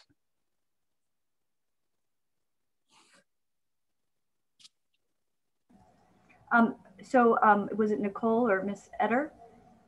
Yes. Are you done with your comments? I believe so. Okay, thank you so much. Before how does the board feel? Do you want to hear from Ms. Duckman, or would you like to address anybody want to say anything back to Ms. Eder? Will the board? Yes, Trustee Bockhorst and then Trustee Ursink. So Nicole, I know we were in communication earlier today. I am sorry again that you've had this experience. That sounds terrible. And I am aware of Ms. Duckworth's experience that she stated in the past. I think it was from 2016. So I just wanted to reiterate that, and that's all I have to say. Thank you very much. I really appreciate it. Trustee Ursink? Yeah, I also want to say that I'm sorry that you're going through this. This, you know, this isn't what this community is about. This is very troubling, and you know, I would definitely, you know, I'm not sure what we can do as trustees except for you know, keep putting pressure on our police department and this potential resident. But you know, I'm here to help you, and I'm really sorry. Nobody should be going through this in Shorewood, and this is a really frustrating situation. So, thank you. I appreciate that. Thank you for speaking up. It's not easy, and I really appreciate it. I really appreciate you being here and speaking up. It takes a lot. So thank you. Thank you. I would like to make a comment, and then Trustee Amenta. Thank you so much for speaking up. I did have a chance to read the police report that was forwarded to the entire village board per Trustee Amenta's request. And I want to thank you, your resident, and your neighbor, and our police department for what seems to be handling the situation and processing the complaint. So I believe if there's anything further, is there a residential mediation program, Rebecca, maybe that could assist this resident? That I don't know if that's in place.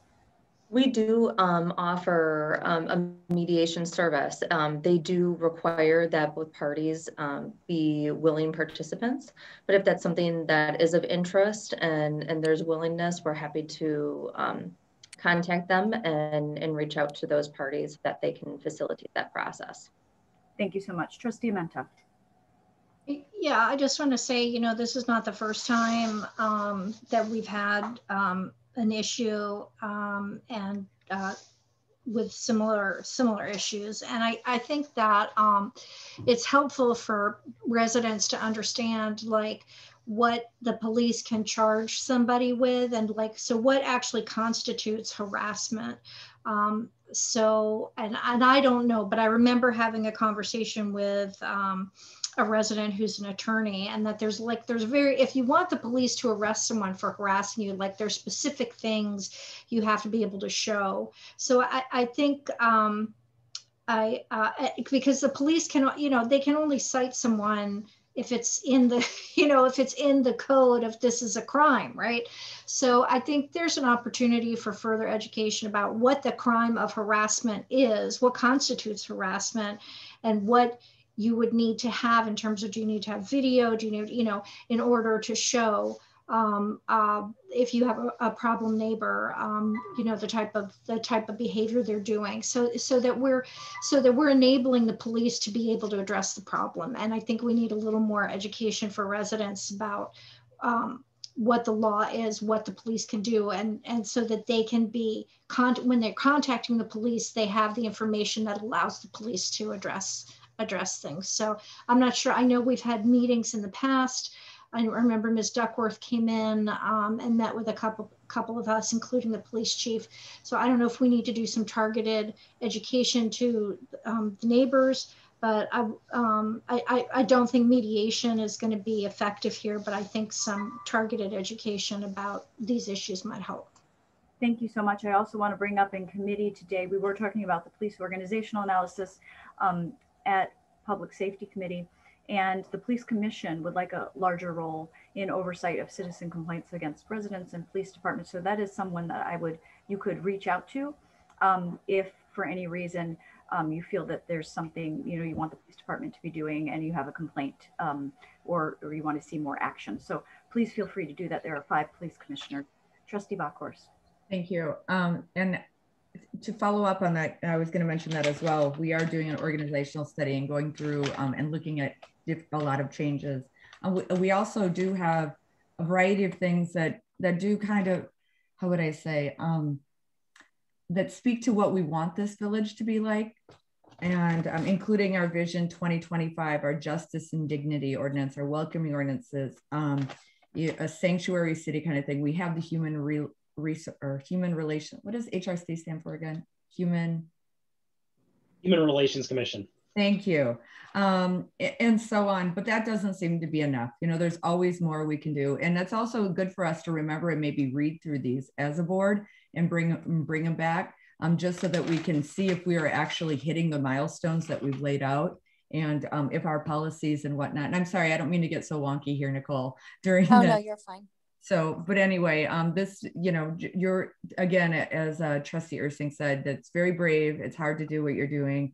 Thanks for bringing this to our attention. And also there is more that we can do. And so we will look to do that, including, you know, the discussions that we've had with the state representative and state senator and, you know, and beyond today. So thank you. Thank you. Okay, Tyler, do you see another hand raised, or is it, does Norma want to speak?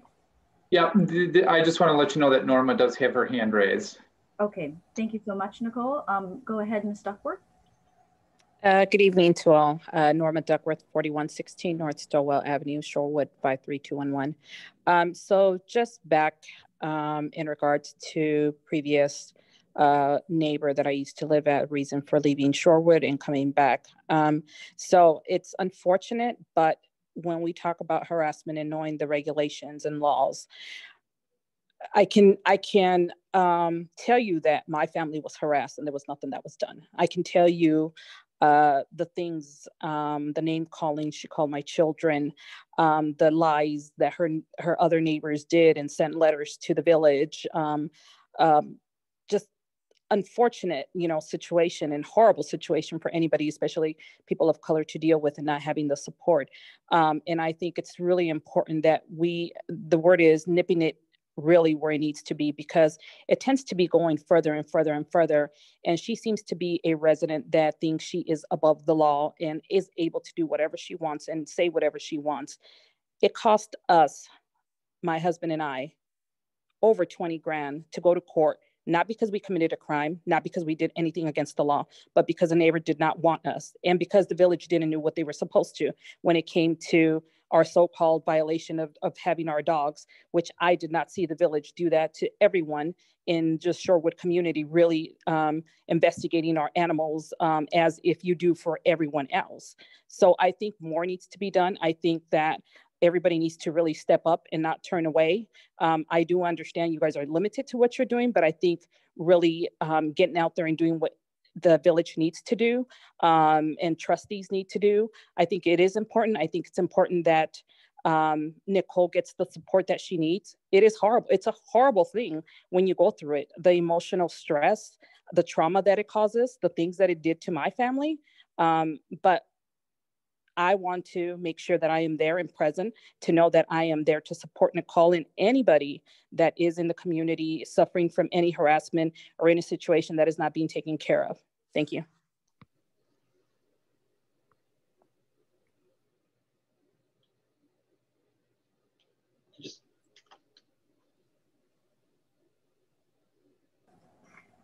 Thank you, Trustee Warren. Nicole and Norma, I just wanted to thank you both so much for sharing with us. And, you know, something that Trustee Bachor said really resonated with me, which is that at the board level, we talk a lot about these things, having a welcoming village ordinance, being a welcoming community, what the values are that bind us together and where we want to see this community go.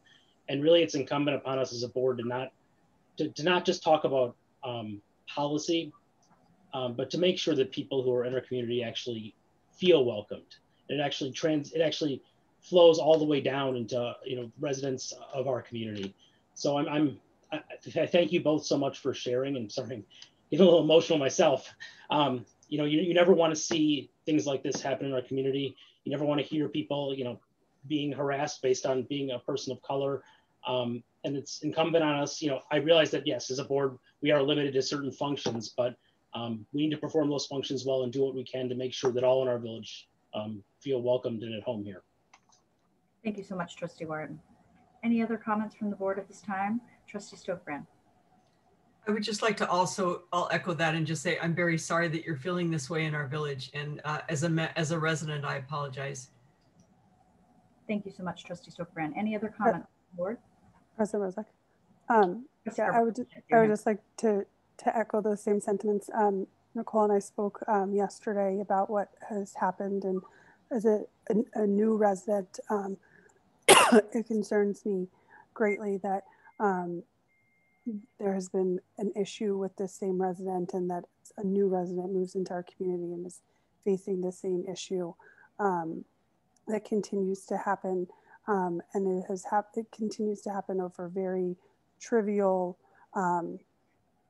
situations, dogs, trash. I think we as a community are a much more welcoming place, and I hope that we can learn from this and move forward. And I just wanted to thank both of you for speaking this evening, because it's really hard to do that. Thank you so much, Trustee Carpenter. Are there any further comments from board members? Okay, thank you so much for coming forward and for speaking. Is there anybody else, Tyler, that would have their hand raised tonight? Not at this time. Okay, we will then close out this agenda item and we will move on to new business. Is there any board member that would like to take a 5-minute break? Trustee Ursink, okay, and Trustee World. So we will take a 7-minute break. And what time is it, Tyler? It is 9:10. Okay, so we'll recess at 9:10. We will come back at 9:17. Trustee Bach. A question, is this going to be taped during the break? I just want to know if I need to hold in my words. I'm kidding. I mean, are we turning off the camera or no? I believe I can pause the recording, it looks like, so I can do that. Thank you. Okay, okay, thank you. I will see you at 9:17. Thank you.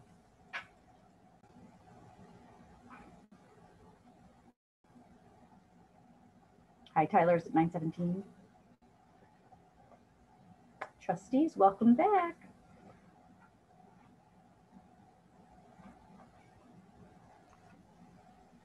My dog just started barking right as we finished the break. My dog goes crazy. It's like on cue. All right, do we have a quorum? 1, 2, 3, I need one more. Yeah, right now I just have 3 of you on camera. Is Jessica on? I'm here, yeah. Okay, we have a quorum? Yeah, that would be a quorum then. Thank you. Welcome back. We are returning from recess. It is 9:18. We do have a quorum, so we will continue on with number 9 on our agenda, new business. 9A, consider award of contract for 2021 manhole rehabilitation program. Is Leanne here or Rebecca?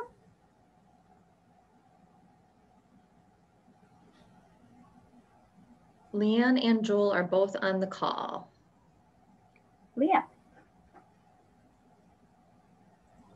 I'm sorry, I'm having a Zoom issue. Can you hear me? Yes. Yes. Okay. So we, for our annual manhole rehabilitation project, received 6 bids. The low bid was submitted by Redina Construction Company. They successfully completed the 2019 and 2020 manhole rehabilitation projects, and so staff recommends the award of contract to Redina.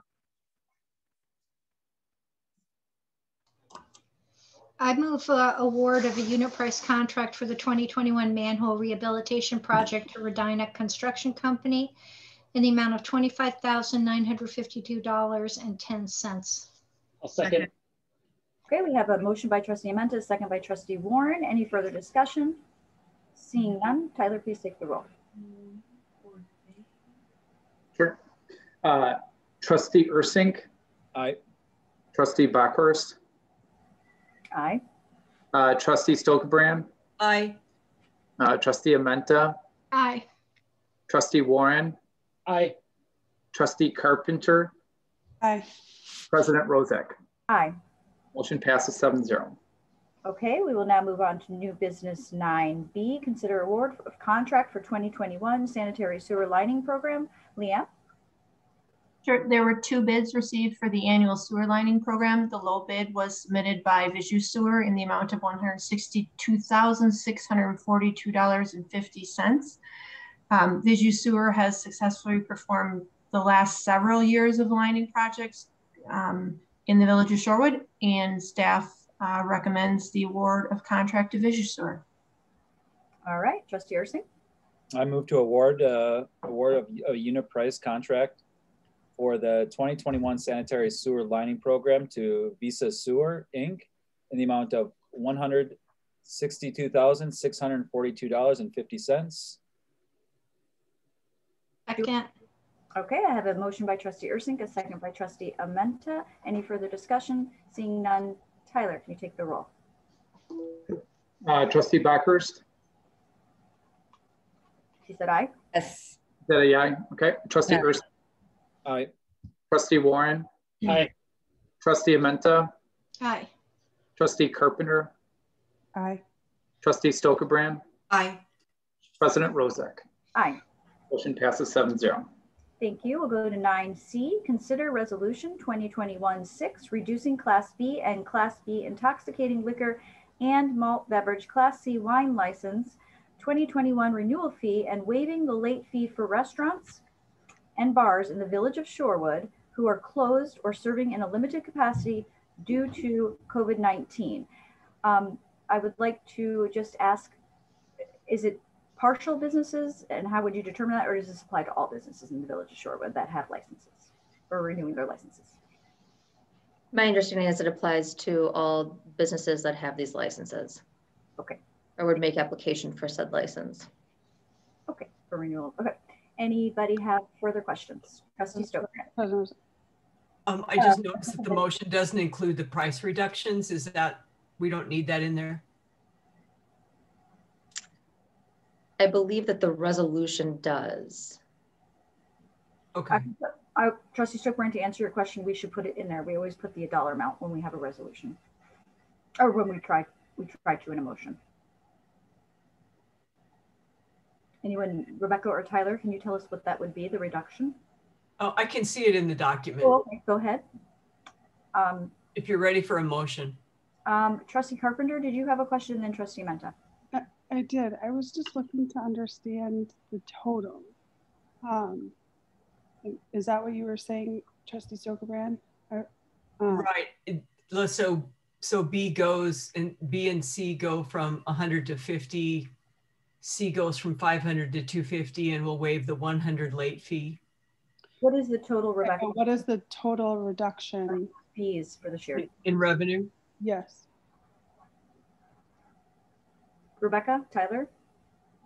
I'm just looking, there says attached, there's a fiscal note, but I'm not seeing it in the file. Yes. Yeah, it's not there. Not there. Oh, okay. You need to know that. Yeah, I don't see it. Is there a way? Without that information, it's really hard for me to vote on that. Okay, do you want to defer the, well, we have a motion and a second on the floor. I don't. Trustee Warren? Did we? I don't think we ever made a motion. I think we. I think Trustee Stokebrand did not make a motion, right? Correct. I don't have a motion on the table right now. Thank you for that clarification.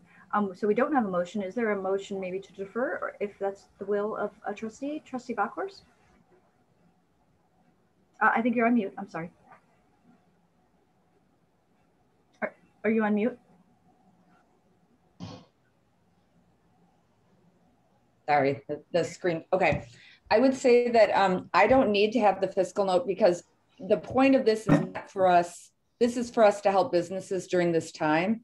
It's not about how are we going to plug budget gaps. We all know that this is going to be a reduction in revenue. So I am comfortable voting with, we do not have a requirement that we have a fiscal note in every motion. So really, I think we had the discussion earlier regarding COVID and the pandemic. We're still in a pandemic. We want people to be safe. We want them to have, good practices. We don't want to penalize people. And that's the point of this here. So I'm prepared to vote up on this. Thank you. I would like to say that I too am prepared to vote yes to waive the fee, but I do believe we should defer. And I would like to make a motion to defer. And the reason is that I do believe it's prudent, fiscally prudent, to have the amount of reduction within our motion. I don't think it's going to affect anything for 2 weeks. So with that, I'd like to make a motion to defer. Trustee Amenta's got her hand up. Okay, and a second by Trustee Carpenter. Further discussion, Trustee Amenta. Yeah, I just, on the item, on the section of the report, community and business outreach, it said that no community and businesses were notified. So, I mean, did the bid come and ask for this? I mean, or did staff just decide that we should do this? Rebecca? If you'll recall at the last meeting, we had deferred fees for or lowered fees for planning and development. And the same occurred with these licenses last year. So we wanted to bring it to the board in such case that they had a desire to be consistent due to COVID. Thank you. And I do remember at the board level that if the same conditions were in place, we had asked, somebody had asked staff to bring it, to continue with our practice from last year. It doesn't mean we have to vote that way, but to bring it to our attention. Trustee. Okay, thank you. Trustee Warren?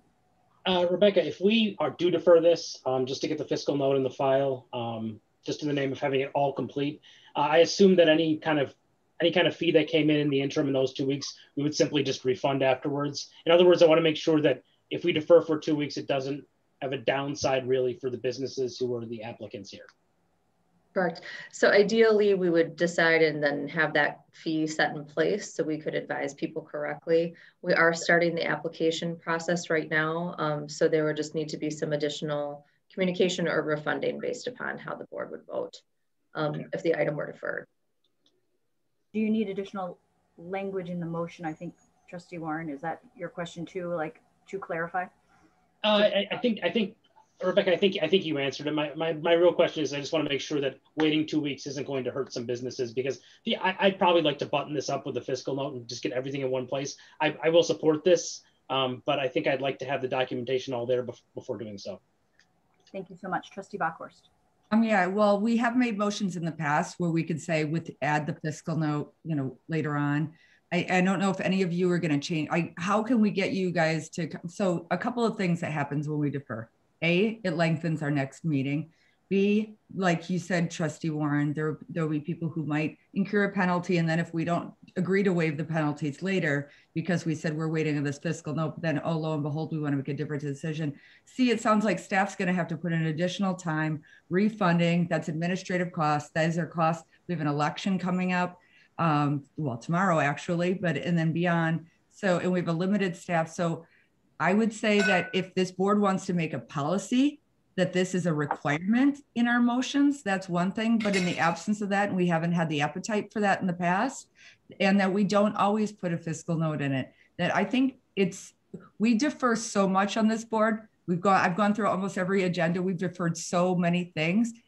So this is one thing that isn't, unless you guys are going to make a different decision based on this, instead of helping the businesses when they need it, let's just button it up, get it done, add it later on, add the fiscal thing later on, because unless that's going to impact your decision making, it's not about if we have a policy in place or always do, and we don't always do this. And we didn't do it last time. We didn't know what the lost revenue was going to be. We aren't going to know either. So we should just go forward. And I see Rebecca has her hand up too.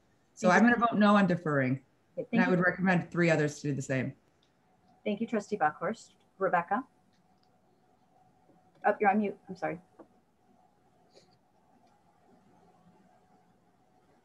Pardon me. Sorry.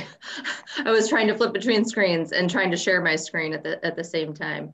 I looked up in 2020, the fiscal note, which was located within the packet. In 2020, the total budget was $11,800. The revised 2020 revenue estimate was $5,900. So the estimated reduction would be $5,900. Okay, with that, if we could use those numbers in a new motion, I would withdraw with unanimous consent from the board my motion to defer. Anybody object?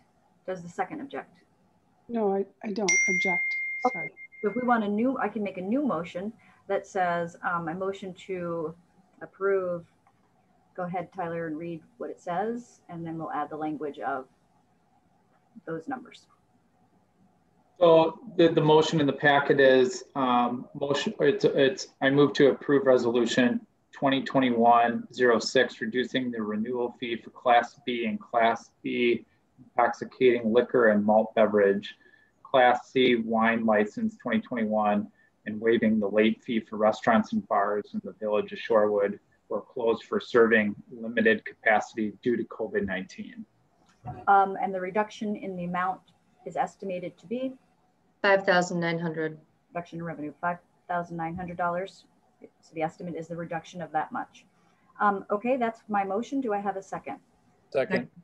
Okay, a motion to approve by President Rozak, second by Trustee Ursink. Any further discussion? If not, Tyler, please take the roll. Sure. Trustee Warren. Aye. Trustee Stokebrand. Aye. Trustee Amenta. Aye. Trustee Ursink. Aye. Trustee Backhurst. Yes. Trustee Carpenter. Aye. President Rozek. Aye. Motion passes 7-0. Thank you, and thank you, Rebecca, for coming up with those numbers and doing the research. We will now move to new business 9D. Consider resolution 2021-07, a resolution amending fees with the village fee schedule relative to tax increment financing requests. Rebecca, or Tyler, or Mark. So this, these are the fees that would go into place with the new TID policy 40 that was recently approved by the board earlier this evening for a phase 1 and a phase 2 application fee. Can you restate what they are? Yes. 5,500 application fee and an 8,000. Correct. Sorry, the file just closed on me. 5,500 for the phase 1 application and 8,000 for the phase 2 application, plus Correct. additional review fees if required based on actual costs. Okay. Is that I'll move approval of resolution 2021-07, amending fees within the village fee schedule for tax incremental finance TIF requests. Can you add dollar amounts to your motion? It's in the resolution. We don't have to add amounts. It's in the resolution. I'll second it. Okay. I'm fine with that, but we've always have in the last 3 years, just because it's easy to just to read the motion and if it passed and it's all right in the same spot. So with that, we have a motion and a second. Any further discussion? Seeing none, Tyler, please take the roll. Sure. Trustee Stokebrand. Aye. Trustee Backhurst. Yes. Trustee Carpenter. Aye. Trustee Amenta. Aye. Trustee Ursink. Yes. Trustee Warren. Aye. President Rozek. Yes. Motion passes 7-0. Thank you. We now will move on to 9, new business E. JP&L committee report and possible action on citizen complaint. This will be an open session. Rebecca is our outside counsel here to guide us through the process. Oh, Tyler. We actually have reports of village officials and items of consideration before that. Do I have an old agenda? Oh, is my meeting template wrong? Yes, it is. Oh, I'm sorry. Okay, it's okay. Apologies. It was updated late on Friday, so. Oh, okay. I have an old one. My apologies. I'll be quiet. Go ahead, Rebecca. Do we have outside counsel here? Yes, I'm scrolling down. Attorney De La Mora, are you here with us? And if so, you're ready now to turn on your video and your microphone. Thank you. And before Attorney De La Mora speaks, I do want to say that at committee, Trustee Carpenter, as the chair, did allow for both parties in the complaint to speak once. So I will be doing that tonight. So Attorney La Mora, how do you say that? De La Mora. De La Mora, welcome.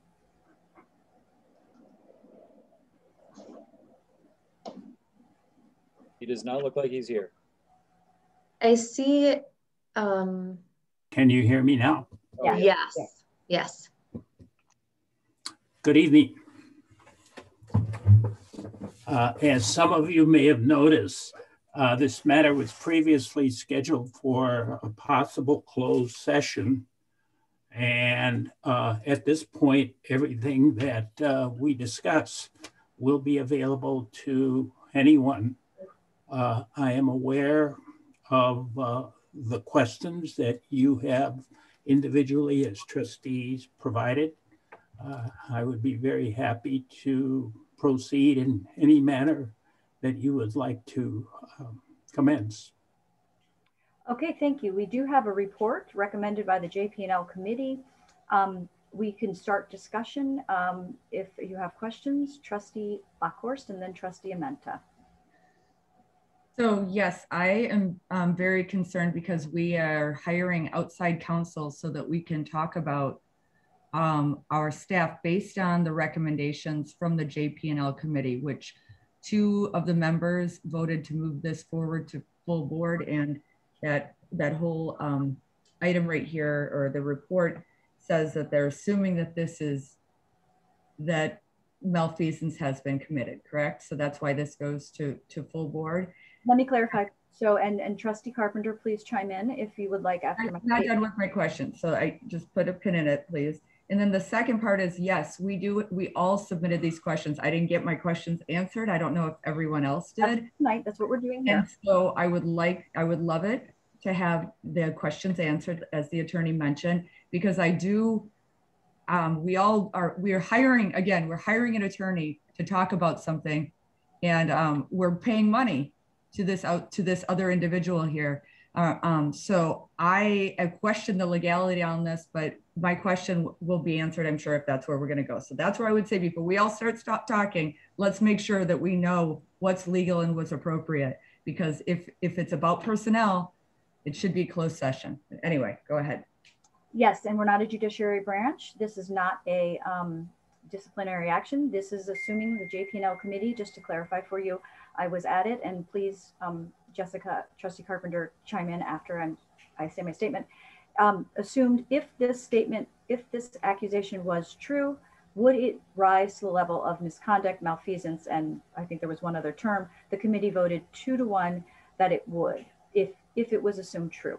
That is the process we've used for the 3 other complaints. It is very consistent. So that was what the committee decided. Trustee Carpenter, and they recommended, does not mean that's the will of the board. That's just a recommendation from committee. Trustee Carpenter, do you have anything further to clarify? You were going to call on me next. Yeah.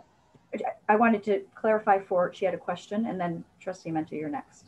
But Trustee Carpenter, is that a correct action? That was the conversation, that if this were true, would there be malfeasance?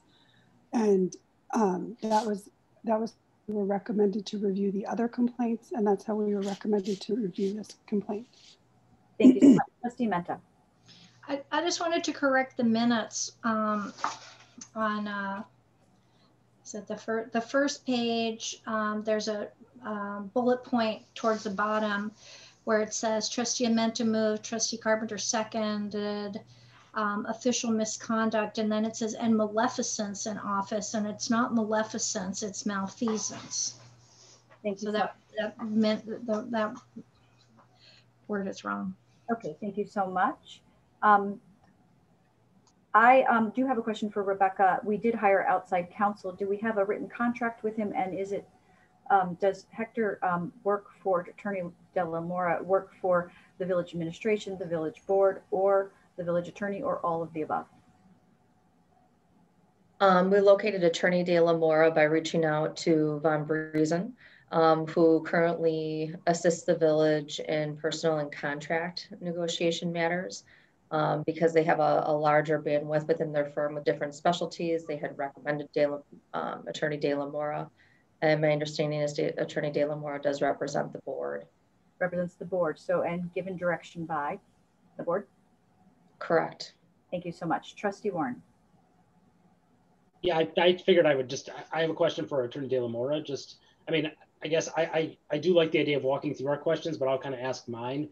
I was reading through this, and, I think there's some good points being made about, we're not a finder of fact and all those things. But I also, in your professional experience, in reviewing the file, would you say that this conduct rises to the level of that what's alleged rises to the level of misconduct or malfeasance? If true. And what would your recommendation be on steps going forward for this? I'd like your kind of legal opinion around that. The answer is no. That is a policy decision and question, but continue on. Well, I'm just responding in a legal context. First of all, I want to direct all of the trustees to the original complaint.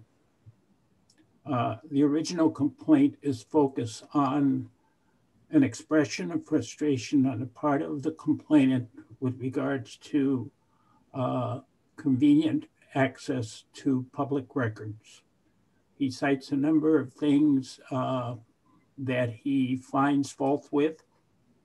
And when one looks at those complaints and one looks at the Shorewood ordinance, which I might add is a very sound one. Let me back up and give you a little bit of background about myself. I've been practicing municipal law for about 50 years. I started my career as a criminal prosecutor, trying mainly double homicides for Mike McCann. I represented the University of Wisconsin-Milwaukee campus on a part-time basis for about 40 years. And for the balance of my career, I have been representing municipalities throughout the entire state of Wisconsin.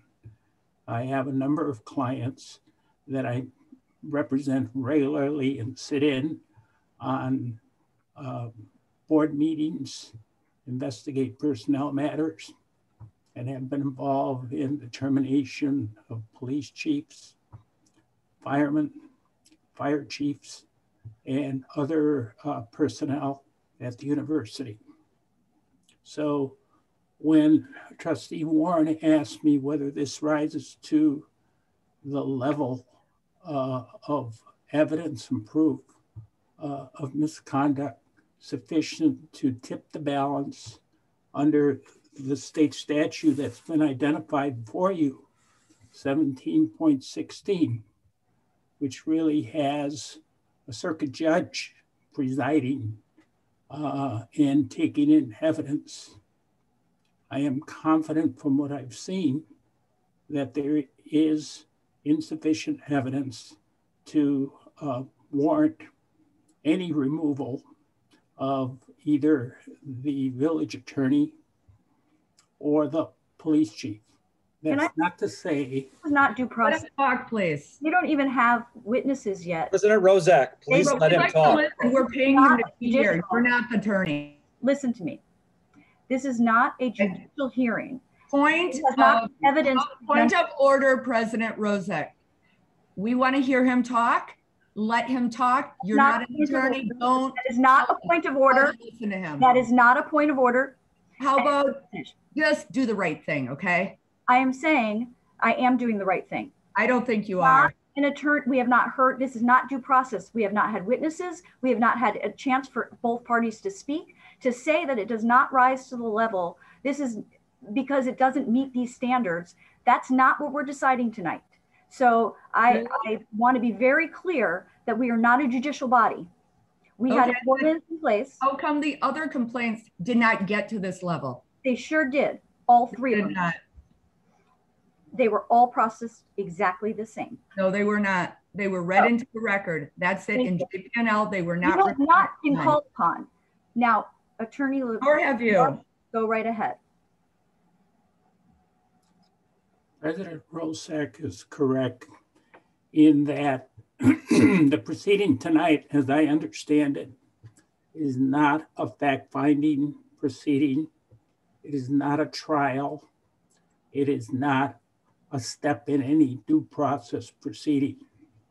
As I understand my role, I am supposed to meet with you and provide you with responses to the questions that you pose.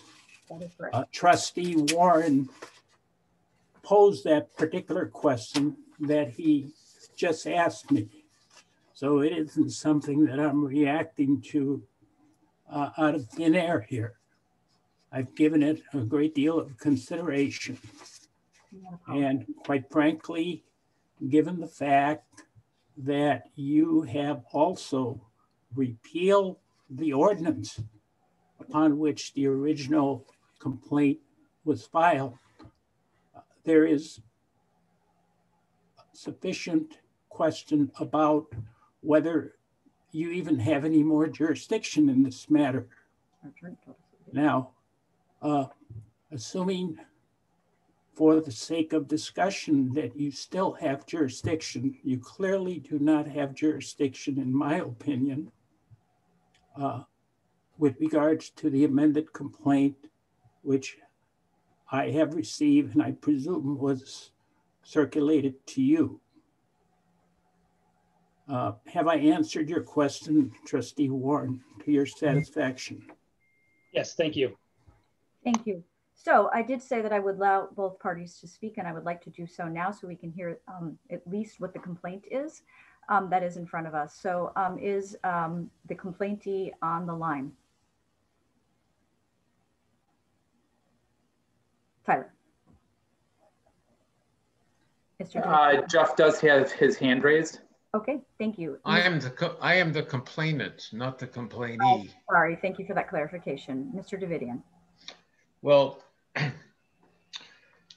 there are, since you don't have a policy or a procedure, you did when I made my complaint, and you took it away during the pendency of my complaint, and that takes away my avenue of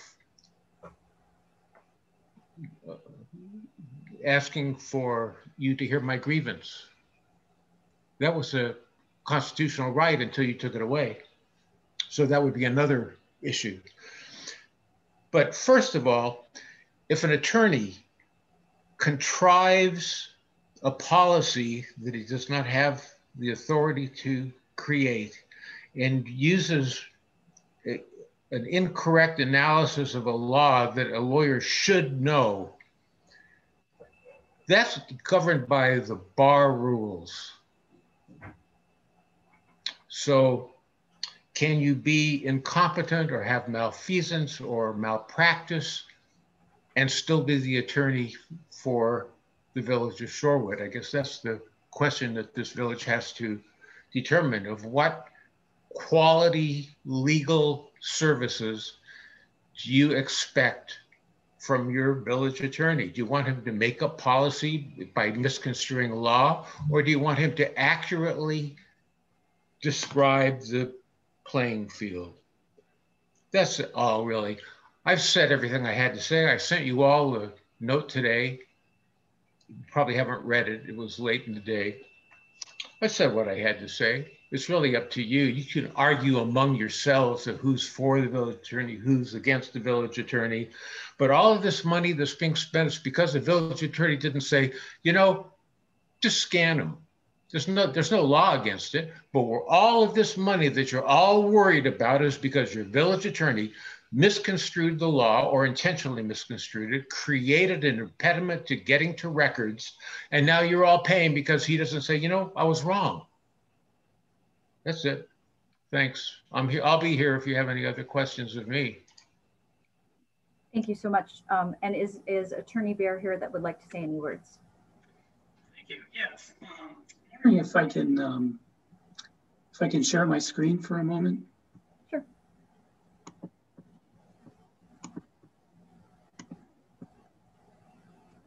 Tyler, do you know? Waiting for the.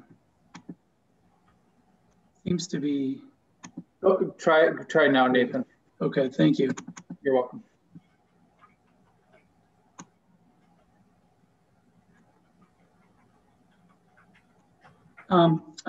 What I'd like to do is give you a little bit of an overview so everyone has a little bit of context for what the original request was and how it falls into the questions that were posed to me later. So it starts with an understanding that I'm sorry, every open record request. You're acting on your own behalf and not as our village attorney giving it. I am. Thank you. Thank you so much. So every open records request constitutes a public record.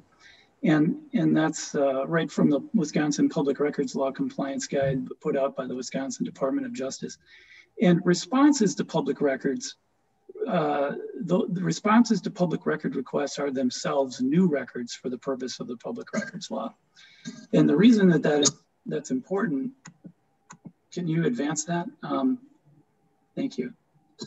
The reason that is important is because that's a little bit of a background to understand the department, the police department, when they receive a request, and they receive lots of requests during the course of the year, what they do is they make a physical copy of that request, and they make a physical copy of the response.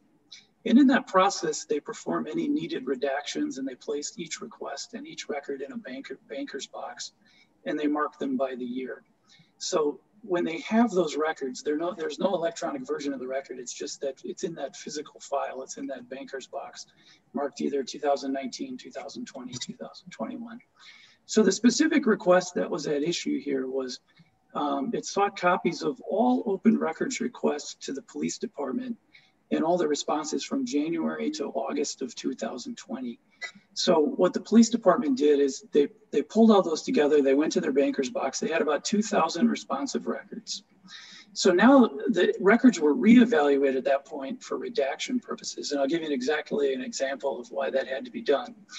If I request a copy of a police report because my car got broken into and my window got broken and I need a copy of the police report to send into my insurance company to get reimbursed, my personally identifiable information would not be redacted from that record. But when a third party requests it, my personally identifiable information would be redacted. So each and every one of those 2,000 pages had to be gone through a second time. So when they did that process, what they did is they collated and they organized in chronological order for the requester all of the documents. And here's a photograph of what that process looked like. So those are roughly the 2,000 pages that were laid out and collated, and there's no fee that's charged for this in any way, shape, or form. This was just done a number of hours by the department to prepare the request or the response to the request. Can we legally charge for that? I think we're not allowed to charge for that. We didn't. There you can charge a locating fee, but not for redaction. So. So these records under state statute, they're currently available. Anyone can go to the Shorewood police station. All you have to do is call over there, and pursuant to 1935, the Shorewood Police Department has a room. Anyone on the planet, anyone here at the meeting can go there between the hours of 8 and 4:30 and go over there during the week and review those. Copies of those records are also available to anyone for 10 cents a page. And through annual review and passage of the fee schedule, the board determines what the actual necessary and direct cost of copying a public record is.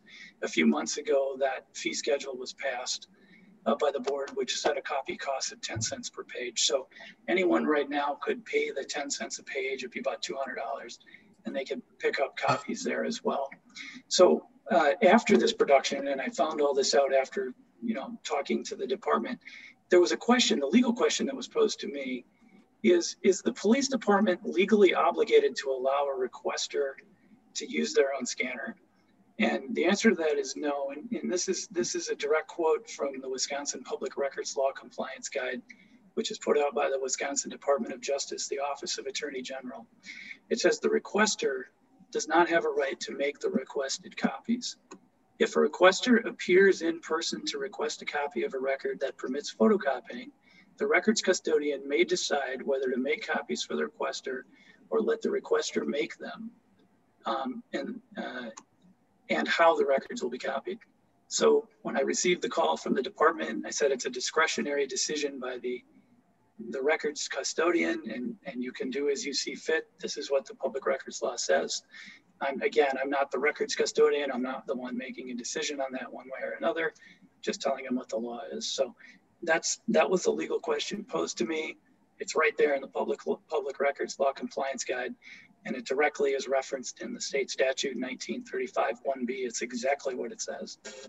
The second question was, is the police department legally obligated to convert physical records into a new electronic format for the purpose of helping a requester avoid a copying fee? There was concern about paying the $200 fee, and the answer is no.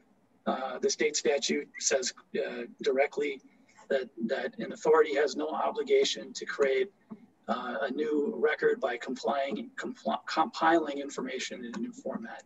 So when they called me and asked me that, they expressed some concerns, and one of the concerns that they expressed was, well, If we set a precedent by creating a new record and putting it in a new format to help someone avoid the copying fee, Point of order. how do I justify to the next? Can you clarify who they is? They said? The department. When I'm speaking to the department, the question then is posed, how do I justify to the next open records requester, you know, well, you didn't charge someone for a large production on the last one, you know, how do we say no to the next one?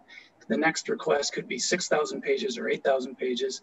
And if we get into waiving copying fees or locating fees, what are we setting ourselves up in the future for? That was one of the things that they indicated. Another issue was with respect to that same issue, you know, how do I justify setting an officer aside for what would probably be more than a day to pull the production apart and collate it, and recollate it and scan it into some sort of format that would be compatible with the requester's computer. You know, where obviously budgetary issues are tight and we're busy. You know, if I do that for this requester, I have to do it for all requesters, and then so we'd be setting a precedent there. So again, you know, the legal answer to that question is you're not legally compelled to do so, but as the custodian of the record, you know, you have a discretion to exercise there. So ultimately that discretion is theirs. As again, I am not the records custodian, and these are the two legal questions that were posed to me, and they're both contained. The answer to both of those questions are directly contained within the statutes, and I answered them correctly. I appreciate the time. You can stop sharing the screen, and thank you very much for the opportunity to address the body. Oh, thank you so much, Attorney Baer, for that presentation and explanation. Can I just clarify, was the request to the police department to make for the individual, was he asking for the police department to scan the records, or was he asking the chief of police, who is the record custodian of the department, so not the department, but the chief, was he asking to scan on his own during regular business hours copies of original documents, copies, not the original documents? Can you clarify which one he was requesting? Well, you'll have to ask the police department that. I just told you the two legal questions I was asked to answer, which is, are we legally compelled to allow someone to bring in their own scanner and do that?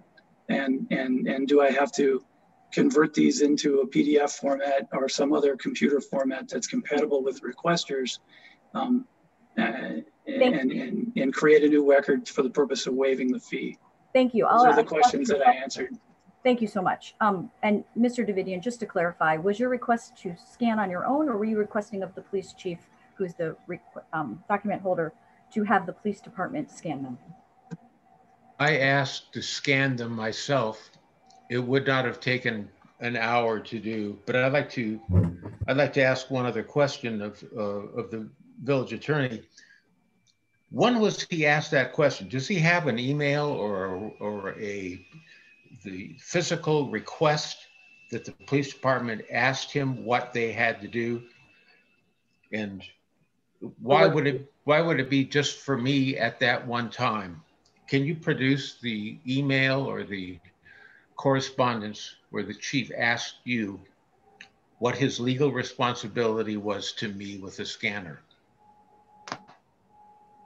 Thank you. I'm sure I could. I think it was by phone. I don't know. I can look. If there is any such responsive document, you're certainly entitled to it, and you can have it. Okay. Well, you are saying that he asked you. You're testifying, more or less, if that's what this is. You're testifying that he asked you, or you're suggesting that he asked you what to do, and I'm asking you to prove that conversation occurred. That's all. Thanks. Thank you, Mr. Davidian. This is not a testimony. This is a question that was asked, and he was answering a question. Trustee Amenta. Yeah, I mean, I'm not sure why we're getting into the merits of this. I don't understand Trustee Warren's question. I don't understand Attorney Baer's presentation. We're not a court. We're not a judge. We're not here to get in the merits. And in the complaint system, the complaint procedure that was not policy developed by this board, okay? it was a complaint procedure developed by and recommended by the village attorney that states very clearly, and this is what JP&L did. And this is what JP&L did when it came to complaints about President Rozek, myself, and Commissioner Carlson. We assume what's being accused is true because we're not here. We're not a court of fact. We're not judging whether, so we're just going to assume that whatever people say is true. So Mr. Davidian in this case has said the village attorney purposely interfered with my rights to records. I'm not going to judge whether the village attorney did or didn't. It is irrelevant under the procedure dictated to us by the village attorney, okay? And as I've already said, on the basis of no law, state law or anything, just something he came up with. Okay, this is the procedure he developed that we have followed in 3 cases so far. This is our 4th. So we don't need to, I mean, the question, did it happen or didn't, is irrelevant. We assume that what is alleged is true. And then we say, if that were true, is that neglect of duty, negligence, malfeasance? Now, if we have a village attorney who is purposely interfering in the provision of open records, then that is against the open records law. And I don't want to get into did he or didn't he, the legal case, that's not the procedure. The procedure is that we assume that what's alleged is true. And that's how JP&L did it. And that's how I was judged. That's how President Rozek was judged. That's how Commissioner Carlson was judged. So we cannot, now what is different is that we no longer have Chapter 155.23. But we were advised during the motion. I understand that, but we don't have that now.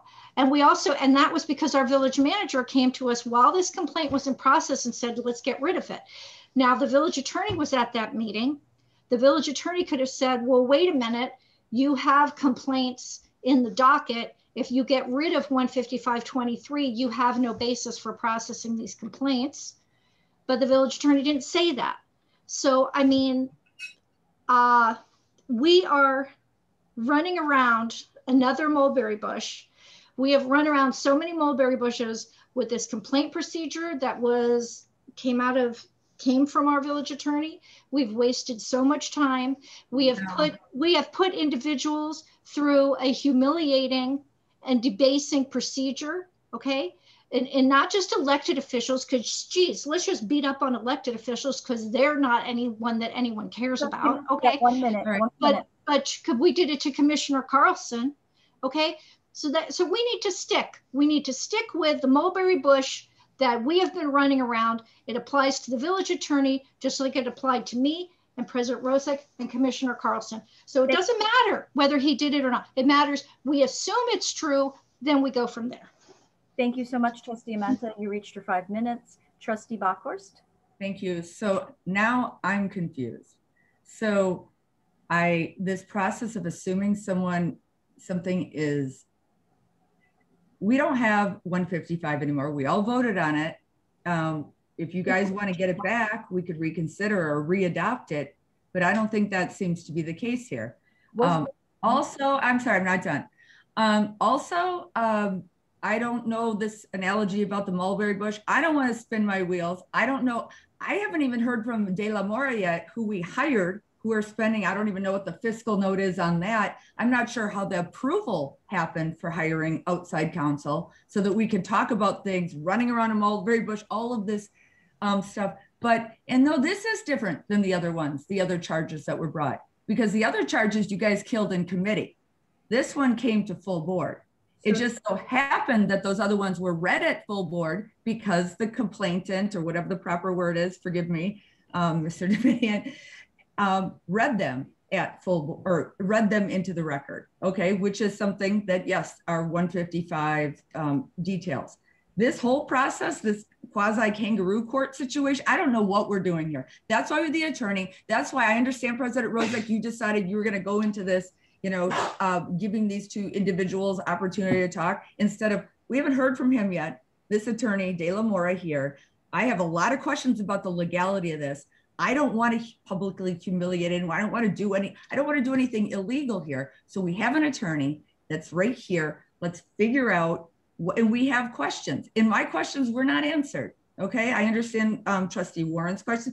We all had questions except for, I believe, We'll one. get to those. We will get to those. So then I would like, let's use his time. And I don't know, this came from JP&L. Why did you guys figure that this particular thing should come to full board when others didn't? There's a lot of unanswered questions here, okay? But the number one thing is, I wanna make sure what we're doing is legal. I don't think we should be having this discussion. This attorney, De La Mora, excuse me, I'm sorry, Hector, Attorney. They call me Hector. Hector, that's a good Morrissey song. I'll send it to you later.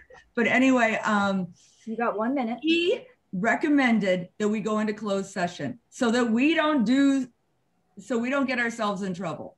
So anyway, I don't know that we need to do that, but yes, I'd like to hear more from him and less from all of us pretend attorneys here, excluding, excuse me, Wesley, you're a real attorney. Can we see the contract? Can we see the contract for services? Mr. Davidian, you have not been called upon. Okay, so thank you so much, Trustee Bockhorst. Welcome. I would like to know, just to make sure that that was correct, Trustee Carpenter, can you let us know what JP&L decided? I know Trustee Amenta tried to explain, but since you are the chair. So the other complaints that Trustee Amenta was referring were all brought to the full board as well. We had the same conversation regarding the other complaints with the assumption that if these complaints were true, would they meet the state statute? And yes, even with those assumptions in the other cases, there was a different outcome, but we followed the same process.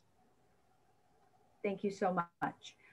I would like to know, when we did repeal the ordinance, was the motion conditioned upon processing the 2 outstanding complaints that were filed under that ordinance? I do remember that specifically. Staff? I could go back and pull the minutes. I just need a minute to do that. The discussion, just so we have a clear record of why we're processing the final 2, Commissioner Carlson and our attorney, the complaint against the village attorney. So I just want clarification on that. And now we have not gone around the table yet. No, I'd like verification too on the votes from JP&L for the last go round, because I'm remembering it completely differently from how it's being presented here. Okay, So, thank you. You're asking Rebecca by the end of the meeting if she could get those. Thank you. Okay, so with that, I do is that Trustee Carpenter? Did you have some further to say? I was just wondering if Trustee Bockhorst was asking how we voted to bring to full board the previous complaints. Yes. So the other 2 votes, if I remember correctly, were unanimous, or it looks like Rebecca has her hand up, so maybe she's. Rebecca. Thank you. I'll just read to you the portion that's in the minutes. It was item 9G, and the item in the minutes is Trustee Ursink moved, seconded by Trustee Carpenter, to approve ordinance 3018, repealing section 155.23, charges against an officer. Motion carried 7-0. And was there any discussion leading up to that motion that made there's none recorded in the minutes? I specifically remember. So thank you. And do you have, or Trustee Carpenter, do you want to finish with the votes for Trustee Bockhorst? And Trustee Ursink or Trustee Menta, help me if my memory is not correct, but I believe. I'd like to just go to the minutes and the source, because I think we all have different ideas of history. Are you referring to the JP&L notes? Yes. Yes, how we voted in the previous complaints that when we brought them forth to the full board. Oh. I don't know if you have those. Are you looking for the motions at the full board, or are you looking for the notes? They were all 3-0 votes, if that's what you're looking for, Jessica. On Trustee Amenta and Trustee Rozak, complaints against Trustee Amenta, Trustee Rozak, and then the complaint against Mr. Carlson. They were all 3-0 votes. No, I didn't vote on it. Oh, you was 2-0. You didn't vote. Yeah. You're right. I apologize. You didn't vote. 2-0. They're all unanimous. Outside of this one, which I voted nay. Yeah, okay. Thank you. That was what I was looking for. Thank you so much. I concur. Trustee Stokebrand? I believe the Chuck Carlson complaint went to public safety. Trustee Warren and I voted against, we did not feel that it rose to the level of malfeasance and misconduct. Trustee Bockhorst was absent. And I think we just made a report to the board about it. Correct me if I'm wrong, Trustee Warren. Okay, thank you so much. It did come to full board, and since I'm the chair of the full board, I can report that for the Commissioner Carlson, it came to full board, and we had a discussion if it were true. We listened to the recommendation from public safety, and the board, the majority of the board voted that it did not rise to that level, and we took the recommendation of public safety and we placed it on file. We accepted the report and placed it on file. Trustee Ursing. I assume that we're paying Hector by the hour. I'm not sure if we negotiate anything differently, but I would, you know, for the sake of the taxpayers, I'd like to get on with what he has to say, so we can move forward and you know, try to keep this minimally expense. Sure. I just want to know if I have a right to make a motion. My question at this point, and to avoid any further costs, I asked at the last meeting if we as a board could do something to make this go away. And is there an outstanding request for records for $200? I was not advised by the village attorney or the outside counsel or our village manager that the board had a right to do something. The records have not been released. They're copies of copies that he wants to scan copies, not original documents. I would love to make a motion, and tell me if I can, outside counsel, to direct the village. Let me read it. It's related to this item, so let me know if it's not within the right, but it would be a motion to direct the police chief, village attorney, and manager to allow a member of the public to scan copies of original documents at no cost during standard business hours. It's not a copying. There's no paper required. There's no cost to it. We're not waiving a fee. So that would be my motion. Am I allowed to make that? If you have a second. So I'm allowed to make it. Okay. So my motion is, I would like to make a motion to direct the police chief, village attorney, and manager to allow a member of the public to scan copies of the original documents, at no cost during standard business hours. Do I have a second? Second. Is there further discussion? Trustee Ursing and then Trustee Bockhorst. So what does this mean moving forward for this policy? I assume we're not just going to let one resident do it, but we're going to let all residents now do it. Is this correct? That is correct. So all residents can come in, depending, it could be 10,000 pages, and the resident can come in and village staff could sit there for 2 days and redacting, you know, whatever they need to, and a resident can come in and just scan away. I can't, I mean, that does not seem appropriate.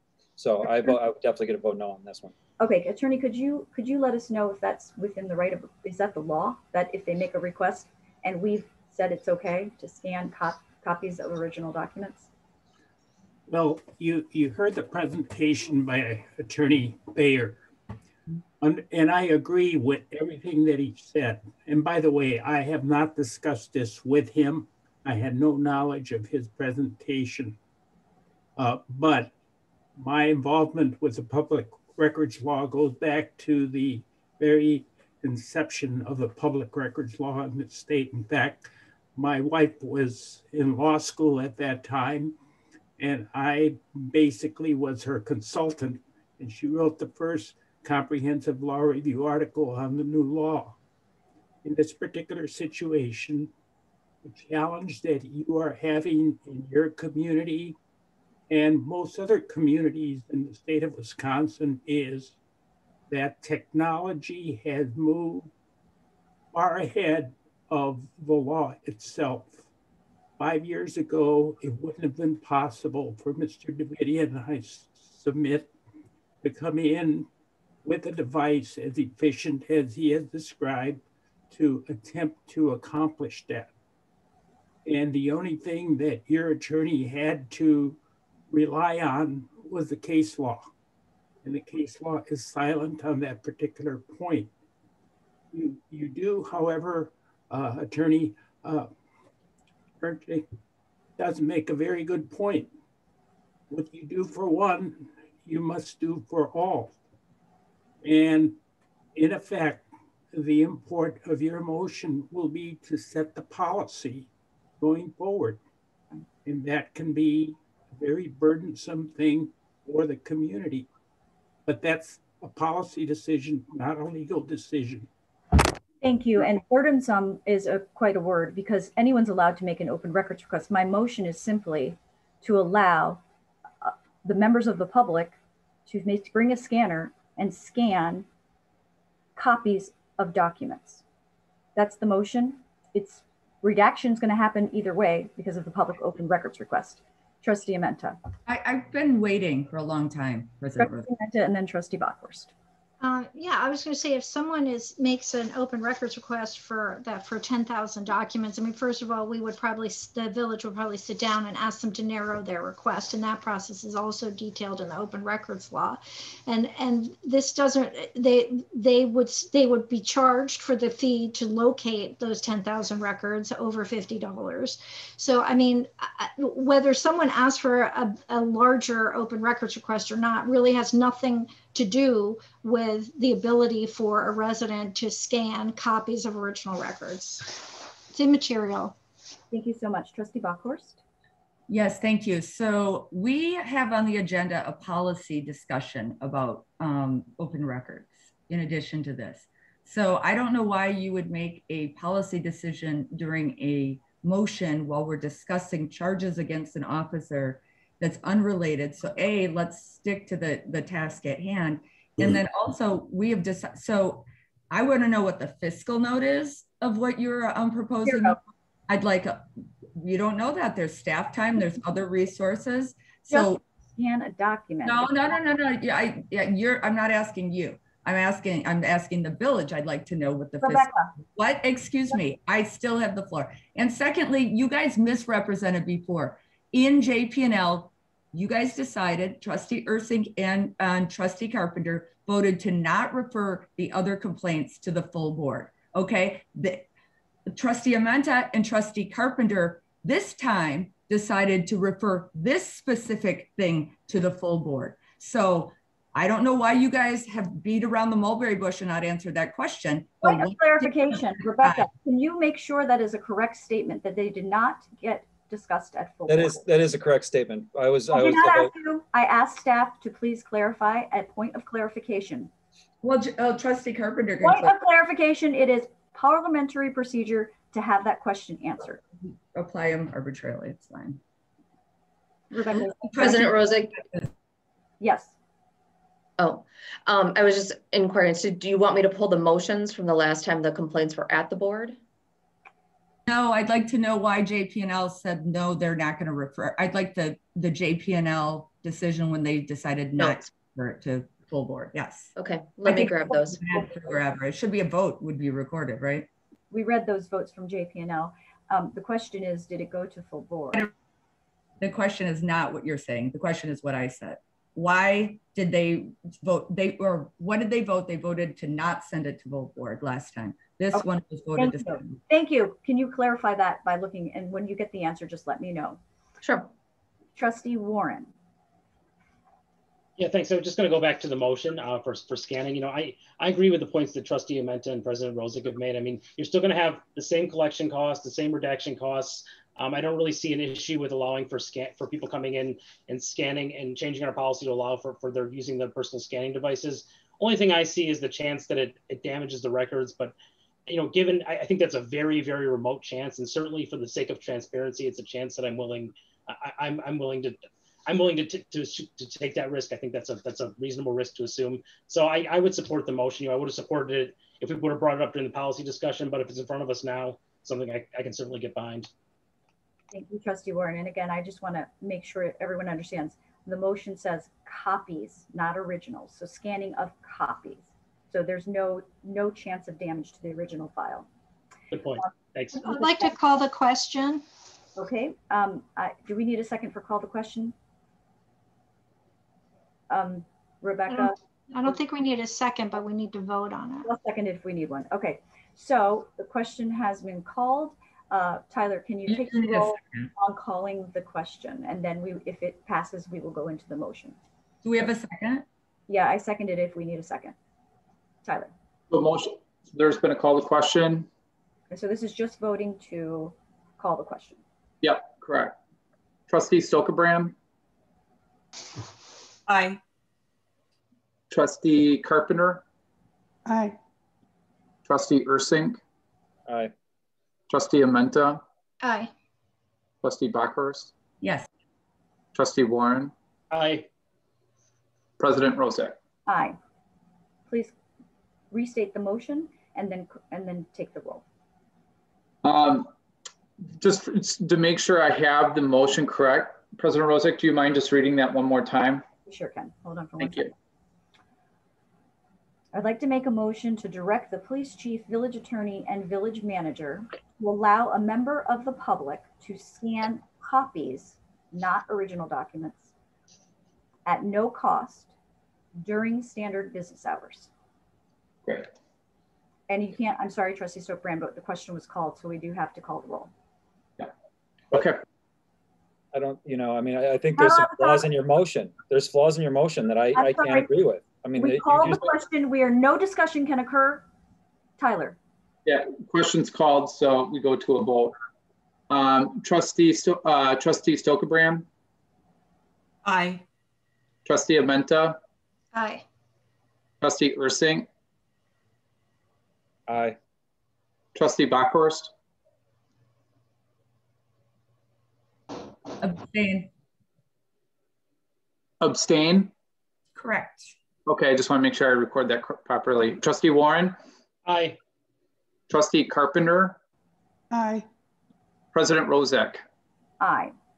Motion passes 6-0-1. Thank you. And I just want to thank the board.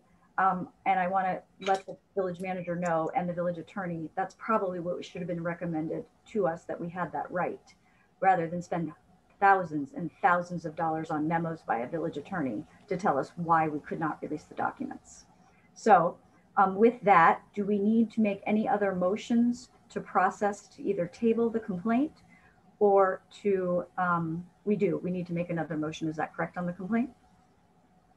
Hector?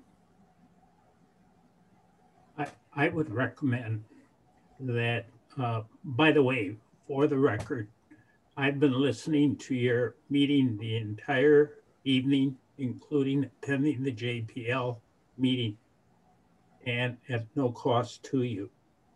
I wanted to understand the background involved here. You will only be charged for the time that I've been speaking with you directly. Now, my recommendation, my strong recommendation to you is that you table this matter and that you accelerate the process that the JPL committee is engaged in. Accelerate it to address those aspects of the complaint that Mr. Davidian has advanced, and that you invite Mr. Davidian to submit his written recommendation to the JPL as to how your ordinance and your policies applying the ordinance should be updated. I really think— that's not the complaint before us, but thank you. If I may finish. Sure. I think that your fundamental problem is, as I started to say before, technology has moved ahead of the law, and it typically does. So you will have to take into consideration such things as metadata in electronic records. At the present time, it's very difficult, from what little I know, to remove metadata that shouldn't go out. And in some communities, they go through this convoluted process of actually printing the stuff out to somehow mechanically, physically remove the metadata and come back with a redacted document. That's a very critical thing. That's something that has just arisen within the last year or so. I shared with Rebecca a recent case out of Madison, the Court of Appeals, where that particular issue is addressed. Thank you for your time, for your attention. Thank you. And I think that's a great point, Attorney Hector, and we will probably address that during our policy development. Is there any other discussion? Trustee Bockhorst? Yes, thank you. So I did locate, by the way, the minutes regarding the JP&L committee report on citizen complaints charges, where Trustee Carpenter explained that the committee reviewed and discussed the affidavits and recommended to the village board that all 4 of the affidavits did not meet the framework and qualifications that Attorney Bear set forth in the state statute. So talking about the past one. So just if we're gonna, anyway, so just wanted to clear that up, that this one was handled completely differently than the last one. Secondly, yes, the metadata, the information that that Hector provided us, thank you, Attorney De La Mora, that's very helpful. I know we are going to be discussing a policy. I don't know why we would vote on something ad hoc like this when we are still going to discuss a policy later, you guys. I get it. We all want transparency. We want other things. And I probably agree with the way this vote went down, but I did not have enough information to make an informed decision, especially since we have this agenda size for a policy. So I hope that we will actually, be able to discuss the merits beyond that. And I know that, so this, the whole way that this is being handled to me is very questionable at the least. So anyway, I'll save my votes, my other stuff for later. Thank you, Trustee Bockhorst. Trustee Menton, then Trustee Ursing. This is being handled in exactly the same way the 3 prior complaints were handled. And that way is the way that we were instructed by Attorney Bear. And that way was for JP&L or public safety in the case of Commissioner Carlson to say, don't get into the merits of the details. I mean, Attorney De La Mora, it's great that he's here. I appreciate his time, but all this, everything he's saying about public records and what is and what isn't and what's legal in it is immaterial, because this is a complaint procedure that Attorney Bayer, and I specifically asked Rebecca to send Attorney De La Mora the emails that Attorney Bayer gave us describing how he proposed, not how he proposed, he created. And we, rather than being asked how we want to handle complaints, we were told how to handle it by our attorney. And that complaint went, hello, excuse me, I have the floor. Okay, so I mean, I don't understand where the confusion is, because Attorney Bayer was very, very clear. We're not going to get into the merits. We're not going to get into public records law. We're not going to get into, all we say is, if it were true, what's being accused, would that rise to the level of neglect of duty, malfeasance, whatever? Now, JP&L assumed it was true. What Ann McCaig said about myself and President Rozak, and in fact, the entire board, we assumed it was true. And JP&L said, well, assuming it's true, we don't feel that rises to the level that we should be thrown out of office. The same with Commissioner Carlson. We assumed it was true. Okay, so now, we are doing, so JP&L did exactly the same thing. We assume the accusation. Now, I have never heard of any legal proceeding in the United States where it's assumed you're guilty the minute you walk in public. And I'll tell you what the difference is. President Rozak and I and Commissioner Carlson, we're not allowed to even speak, okay? Attorney Bayer got to give a whole presentation defending himself, and he actually sent a memo to JP&L as the village attorney defending himself, which I think is a pretty clear conflict of interest. But anyway, so those are 2 differences. But in terms of the procedure we followed, which was a procedure prescribed by the village attorney, it is the exact same procedure. Now that we came to a different conclusion is based on different facts. Like okay? What?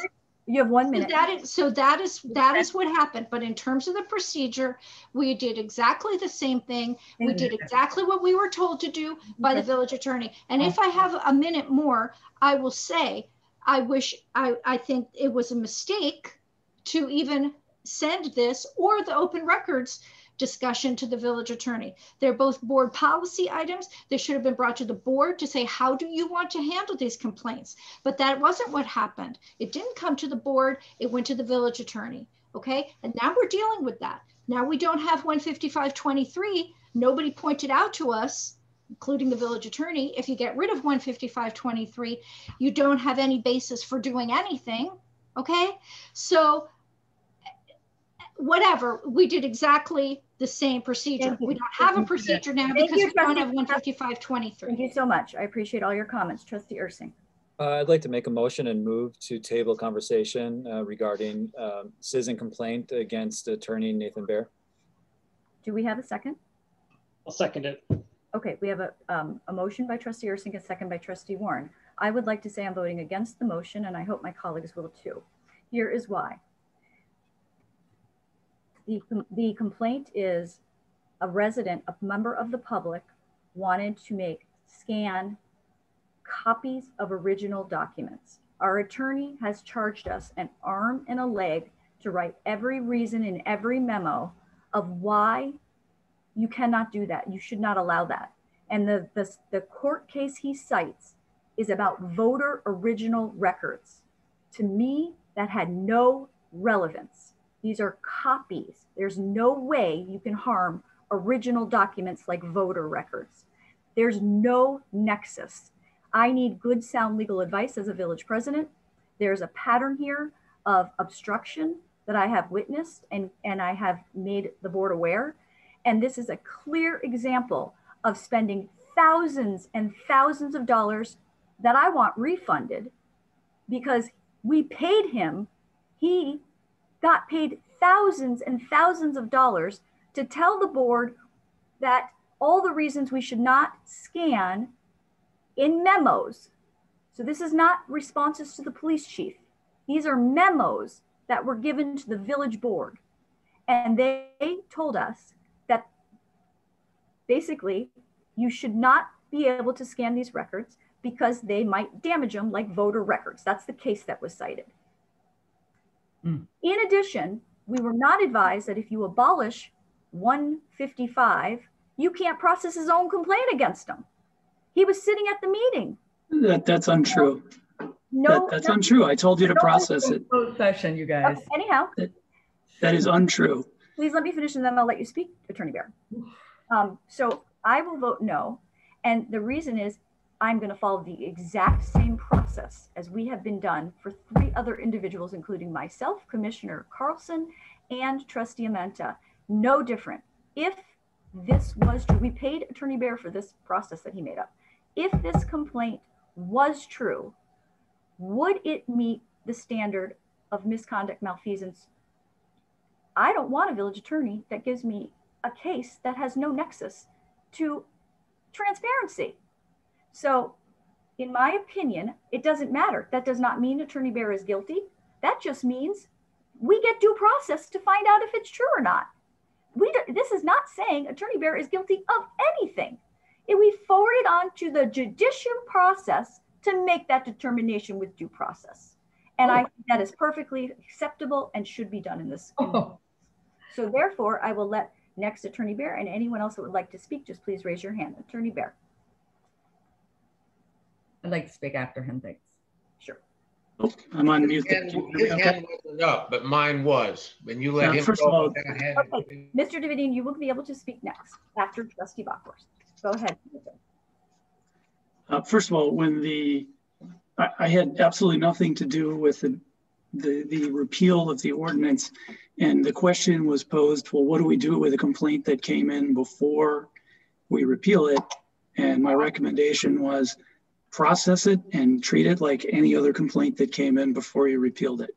Yes, with respect to 15523, when the first complaint came forward, there's something I want to explain here. That the question was, well, how do we proceed? It had never come up before. And we looked at the ordinance, and the ordinance was pretty vague and it didn't have any structure in it. So we knew that a body, the subcommittee, was not in a position to be a trier of fact and conduct a fact-finding investigation So the preliminary question would be as if a preliminary hearing in a criminal case, to make an analogy, to say, okay, why don't you take a look at what you have here? And even if everything in here were true, if it doesn't rise to the level of malfeasance and the other things that are defined in the statute, then you really have a non-starter and it's not going anywhere. On the flip side, if you do, then you have to make a decision. Okay, where do we go from here? And do we refer it to, under Chapter 7, do we refer it to the circuit court for analysis? Okay, we never got there because none of those complaints rose to the level, and it was essentially a non-issue. And with respect to the idea that that I was recommending or telling any of the records custodians what to do is incorrect. I am not the records custodian. When the records custodian comes to me and says, what are our legal obligations? I can tell them that you have a discretionary decision and you need to make that decision. And that is the context in which any of my advice is given or any of the information, okay? And when you keep saying a copy of a record versus the original, the existing 2,000 pages that are in the banker's box, those are physical records. That's a new record that is in response to Mr. Davidian's open records request. That's the only one of those that exists. It's in physical format. And the other concern that they expressed was, gee, if we have records that are collated, that we spent several hours, number of days even potentially collating and putting in the right order and preparing, if someone tears them apart and mixes them all up, then we run into the issue of we've got to spend that time to put them all back together. So when you say copy versus original, it's an original, and that's the only record that's actually remaining. So and the idea that there was tons of time and effort put in this, again, I was asked the legal question, I gave the answer, and ultimately the records custodian makes the decision on how to handle it based upon what they know about their own records and all of those types of things. So that is absolutely the idea that somehow I sat and waited while the ordinance was repealed because I somehow believed that it would protect me or it would negate my the complaint is absolutely incorrect. I said process it like you would process all of the others because it came in before the repeal, and that's exactly the process that was followed. So frankly, if you see fit and you want to refer this under the state statutes to the circuit court for an analysis and have the chief judge assign someone, that's fine with me, because I'll get at that point, I will have the opportunity to have a hearing and a due process hearing, and I welcome that. So if that's the direction that the board wants to go, so be it. Thank you so much, Attorney Bear. I did say Mr. Davidian could respond, and then Trustee Amenta. No, you said I was next. Oh, I'm sorry. I very much apologize. Trustee Bockhorst, and then Mr. Davidian. Thank you. So I heard from Attorney De La Mora that he recommends that we table this discussion. I will vote yes on tabling, as I know. And also, you guys, maybe I'm using the wrong word, in JP&L, you guys voted to not refer those 4 things to full board. Yes, you followed the same process, but you made a different decision on this one versus that. So yes, we are doing something. We did not bring those. They were read into the record like the ordinance had said. We followed that process. But in JP&L, and it clearly says here that Trustee Carpenter explained that those were reviewed and discussed and did not recommend those 4 to the full board. Some reason, 2/3 of you in JP&L this time recommended this to full board, okay? So this is a real goofy situation we're in. We have an attorney here. It's very generous that he's volunteering his time. He gave us a recommendation. President Rozek doesn't want to follow that recommendation. Okay. I've also heard that, yes, and we've all heard this. We've heard all of this information. If this goes to circuit court, we pay the fees, right? Then we also potentially get sued. There's a lot of stuff. And over what? What exactly? I think we all need to figure out why we are having this discussion, and I'm ready to vote to table it. So I'll withhold the rest. Thank you. Thank you so much. Mr. Davidian, please limit your comments to 5 minutes. Oh, I can't go 5 minutes. I'm worn out listening to all of you. Okay, go ahead. Okay, first of all, the village attorney says that a copy of an original is a new document created that would be in danger of being destroyed if it were scanned. But if you make copies of those at 10 cents each, those also are then a new document. That then is also a new record. And that you would have to then make a copy of that one. It's such a ridiculous argument. You would never be able to ever give any record if every time you made a copy, you considered it an original. That's just dumb. The next thing is, when we think about what was the intent, I say the intent was to stop me from getting the records because you also said, not you, the department also said, I can't take pictures of them. And there's no danger in destroying a copy of a redacted record, even if it is an original of the copy, by taking a photograph of it, because even the court said in that case that you allege is relevant, they said there's no reason not to take a picture. So the intent here was to impede getting the records, and no matter how you spin it, that's what it was. And if that's the kind of village that we want to live in, if you don't want to pay the price of giving a citizen the option or the process to get it resolved, then that's the kind of village this is. I think it's different. That's not what we want to be. That's not what we say we are. You know, let this attorney who cost all this money and who made such a unfortunate decision and can't even, he's like Trump. He can't acknowledge that he did anything wrong, and now you just table. Okay, you got to stop name calling here. Seriously, this is ridiculous. Can you stop this? I didn't call anybody a name, and you didn't have your hand up, sir. I don't care. Mr. Davidian, and please, Trustee Ursing, do not interrupt. Mr. Davidian, please wrap up your comments. Are you done? I'm done, thanks. Okay, thank you so much, Mr. Davidian. We are now going to Trustee Amenta, and then Trustee Carpenter, I can't see your hand, so if you have any comments, I will ask you after Trustee Amenta. Trustee Amenta.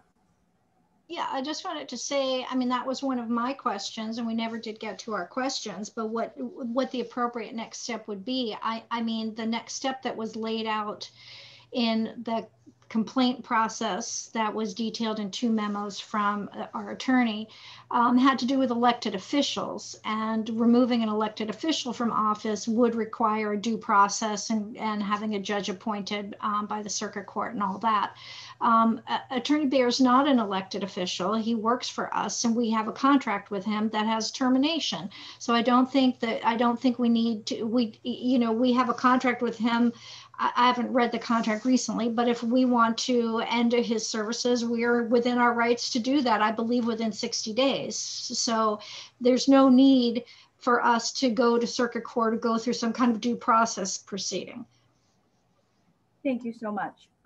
But to offer due process, you would forward it to circuit court, and then you can make your decision. That's your 2 choices. Trustee Carpenter, do you have anything? And then Trustee Stokbrand. I was just going to respond to the comments about the previous charges. And yes, there was a different outcome. That's because the facts in those in each of the situations were different. So that's why there was a different decision that was made.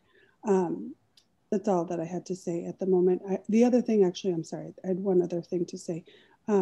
We did not have legal representation at the JP&L meeting, which is something that all 3 of us felt was important to have. And So, which is part of why we had asked for Attorney De La Mora to be here, so we could have some guidance as to next steps. And so, you know, I think that this that's part of why I voted to bring it to full board as well, was because I wanted to have that opportunity. So that was, those are the only things I had to say. And then it does look like Chuck Carlson has his hand raised. Okay, Trustee Stokbrand was next, and then I will call on Chuck Carlson. Trustee Stokbrand. I will vote to table. It's in my opinion, the attorney followed case law for open records. Access was granted. It was the method that was in question. And tonight we've set board policy. I am a little bit bothered. I feel it should be okay to scan, but I am a little bit bothered by the fact that we'll be opening our documents to scanning. And I want to, you know, if there's any way to make sure that they're not damaged in any way, the contents in the banker's box at the police station, I wonder now if someone will need to be in the room with someone when they're scanning to help ensure that the documents are not damaged. Okay, thank you. And I believe when we talk about policy, we can address that, but are you asking for an attorney to answer? No, okay. Commissioner Carlson. Hi, I just wanted to clarify quickly, since my name has been brought up a number of times, that the process did go to the Public Safety Committee where it was discussed. The village attorney had suggested that. The complaint that was lodged against me actually didn't reference the ordinance in Shorewood. It actually referenced ordinances in Shorewood Hills, Wisconsin. So the complaint actually had significant incorrect information to begin with. Secondly, I had no chance to ever speak in my own defense during that process. So to see a completely different, it is a different process that is being followed in this case, in that the person who is being complained about is being able to defend themselves. So I just wanted to make that clear. Chuck, did it go to full board? And it did. It absolutely went to the full board. We have a discussion. And the point of being unable to defend oneself and being accused of something and not being able to defend oneself absolutely existed. Thank you so much. Okay, is there any further discussion? I just want to make sure. Okay, so there is a motion. Can you restate it, Tyler? Oh, Trustee Amenta, do you have your hand raised? It's a little electronic hand there. No, I was clapping for Chuck. Oh, okay, thank you. I don't know this technology stuff as well. Tyler. Yeah, so the motion that Trustee Ursink made was to move to defer the discussion of the complaint about Attorney Bear. There is another resident that wants to talk. I just saw that. Thank you so much. But go ahead. I will get to you. I just want to make sure we have a clarification of the motion again. Tyler, what were you saying? I'm sorry. You want me to read it one more time? Yeah, I couldn't hear. Trustee Ursink moved to defer the discussion of the complaint about Attorney Bear. Table it. I moved to table it. Table? Defer it. I moved to table. Okay, and it was seconded by Trustee Warren? That is correct. Okay, I do see a resident. I would like him to have his 5 minutes at max. It is Mr. Wakefield. If you can just state your name and your address. Schmidt. I'm sorry, whoever it is, can you please state your name and address and go ahead and make your comments. Sure, hi, whoever it is Evan Schmidt. My address is 4504 North Woodruff Avenue. First, I want to say that the board was doing such a nice job tonight. Everyone was getting along and seemed so civil up until this point. And now it's turned into something that I've read so much about on all of the Facebook groups, and it's just so disappointing as a resident. On this issue in particular, I did watch the committee and their discussion. And one thing that is lacking that is not identified on the vote or even discussed is what factual allegations, facts, not opinions, from the Davidian complaint arise to any sort of misconduct or malfeasance on the part of the village attorney. And I would challenge Trustee Amenta, President Rozak, to take out the complaint and find a fact, because that is the point.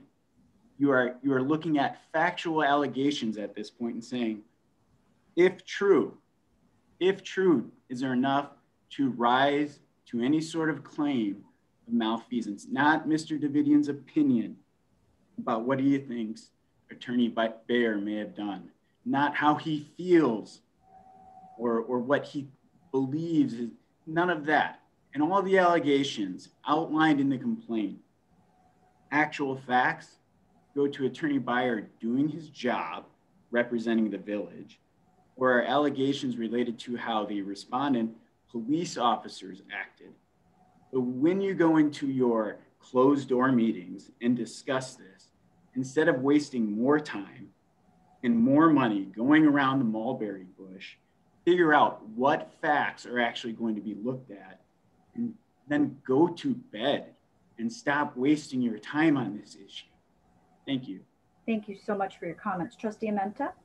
Yeah, I just want to respond to that, and that is that we were specifically instructed by Attorney Bayer not to make decisions of fact. We were specifically instructed by our attorney when dealing with complaints to assume that the facts and the accusations in the complaints were true.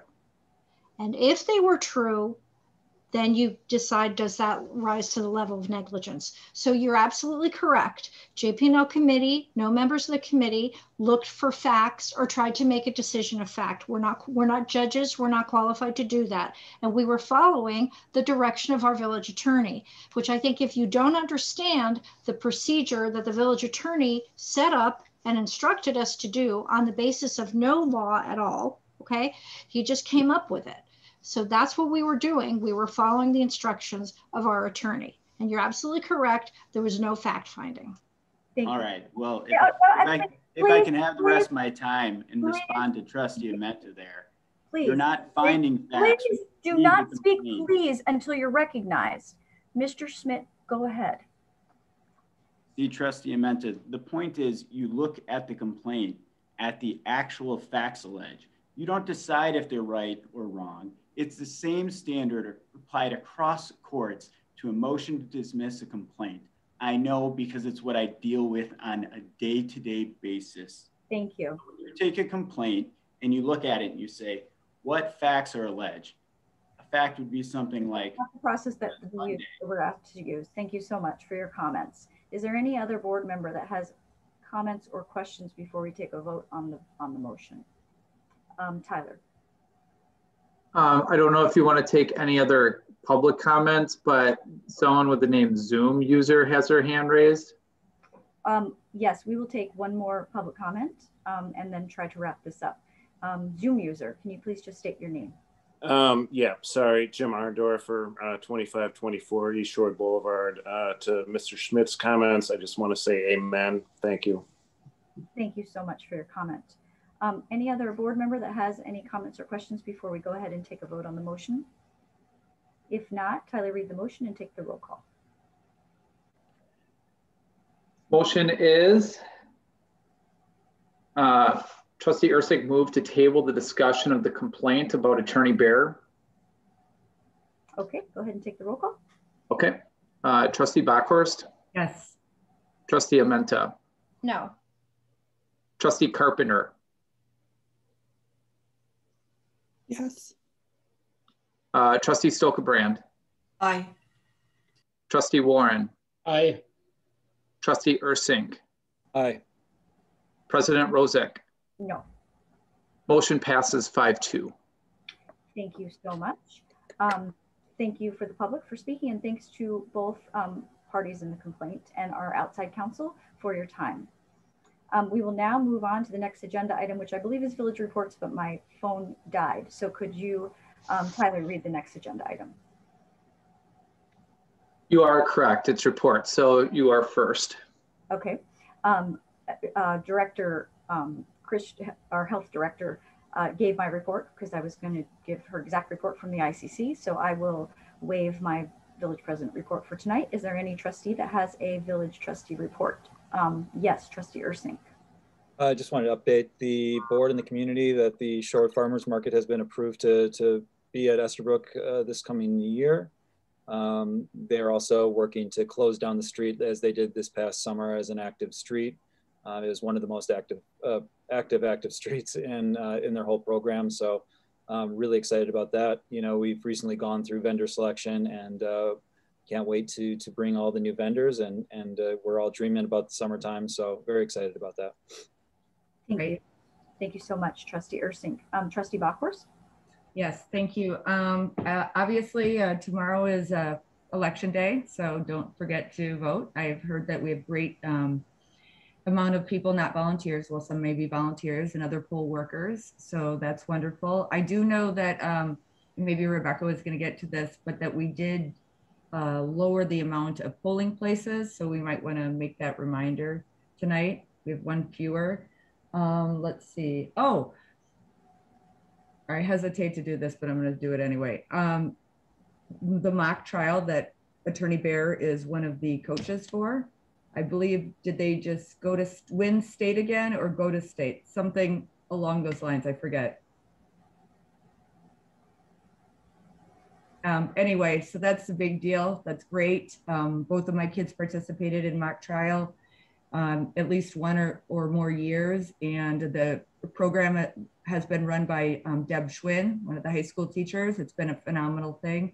And Mr. Bear has also, Attorney Bear has also been one of the coaches for a long time as well. So thank you very much, Attorney Bear. And I do want to say as my report, I am really sorry that we put you through this. I'm glad that we've tabled this, but I really think that we did our community a big disservice this evening, and not just tonight, in this whole process. I have the right to state what I want, President Rozek, even if you don't agree with it. My part of my report is I will work very hard going forward to make sure that we don't waste more staff time, that we don't humiliate community members, that we do not continue to do this kind of stuff. This is copious amounts of money that we have wasted.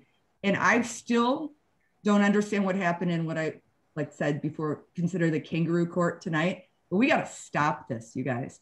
This is ridiculous. So anyway, thank you. That's the end of my report. And congratulations, Attorney Bear, Shorewood School District, and also Shorewood schools are opening. My son's going back to school next week. I know that's controversial too, but as a board, and we will have to decide what we're going to do and what we're going to require of the businesses that are operating at full force. So thank you. Thank you, Trustee Bockhorst. Trustee Warren. Just wanted to report good news from the Conservation Committee. They've worked through some thorny licensing issues and are going to be able to present a film series this year. It's obviously all going to be virtual, but there is also going to be a discussion component. So look out for more information on that. And although it won't be in the Village Center, it'll be a way for the community to get together, watch a good movie, and have a good discussion. Thank you so much, Trustee Warren. Does anyone else have a trustee report? Trustee Sopran. Yeah, so the Plan Commission has been working on updating the comprehensive plan, and there will be an open house, a virtual open house that will be looking over the first draft of it. So you can look for that coming in March. I don't have a date yet, unless Rebecca does, unless Manager Ewald does. I haven't been informed of a date. Rebecca? I do not off the top of my head, but I can look into that. Thank you, Trustee Stokebrand, for bringing that up. I appreciate that. Trustee Menta. Yeah, since everyone's reporting on committees, the CDA is going to be meeting on Thursday to talk about extending TID 1 for 1 year in order to have those funds go for affordable housing. And I think that we all talk a lot about justice and equality and wanting that for Shorewood. And if we're, I think we're in danger of becoming a community of basically one socioeconomic group and people who can afford to live here. I mean, in just the 15 years I've lived here, the availability of the $250,000 starter home, you know, is just gone. So if we want to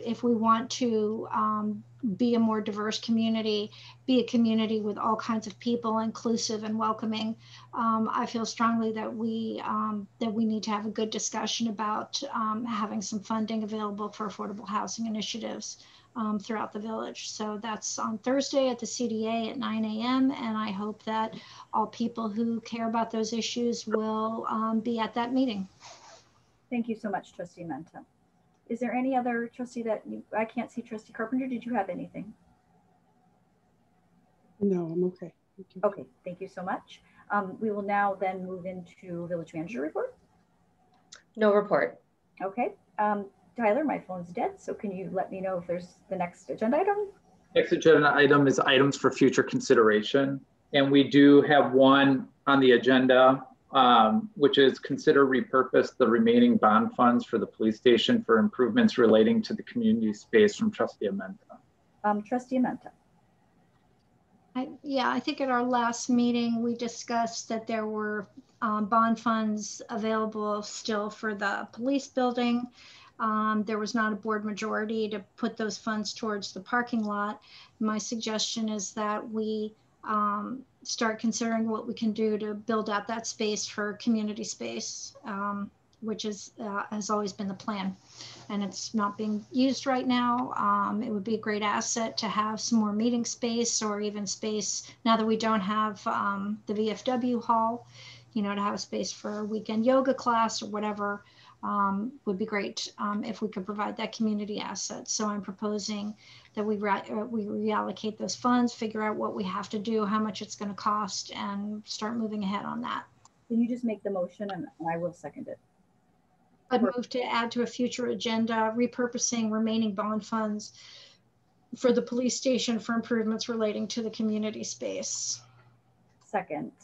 Any further discussion? I saw Rebecca, your hand was up. I do. And then Trustee Stokbrand, and then Trustee Bockhorst. Rebecca. So the finance director consulted with bond counsel regarding this item.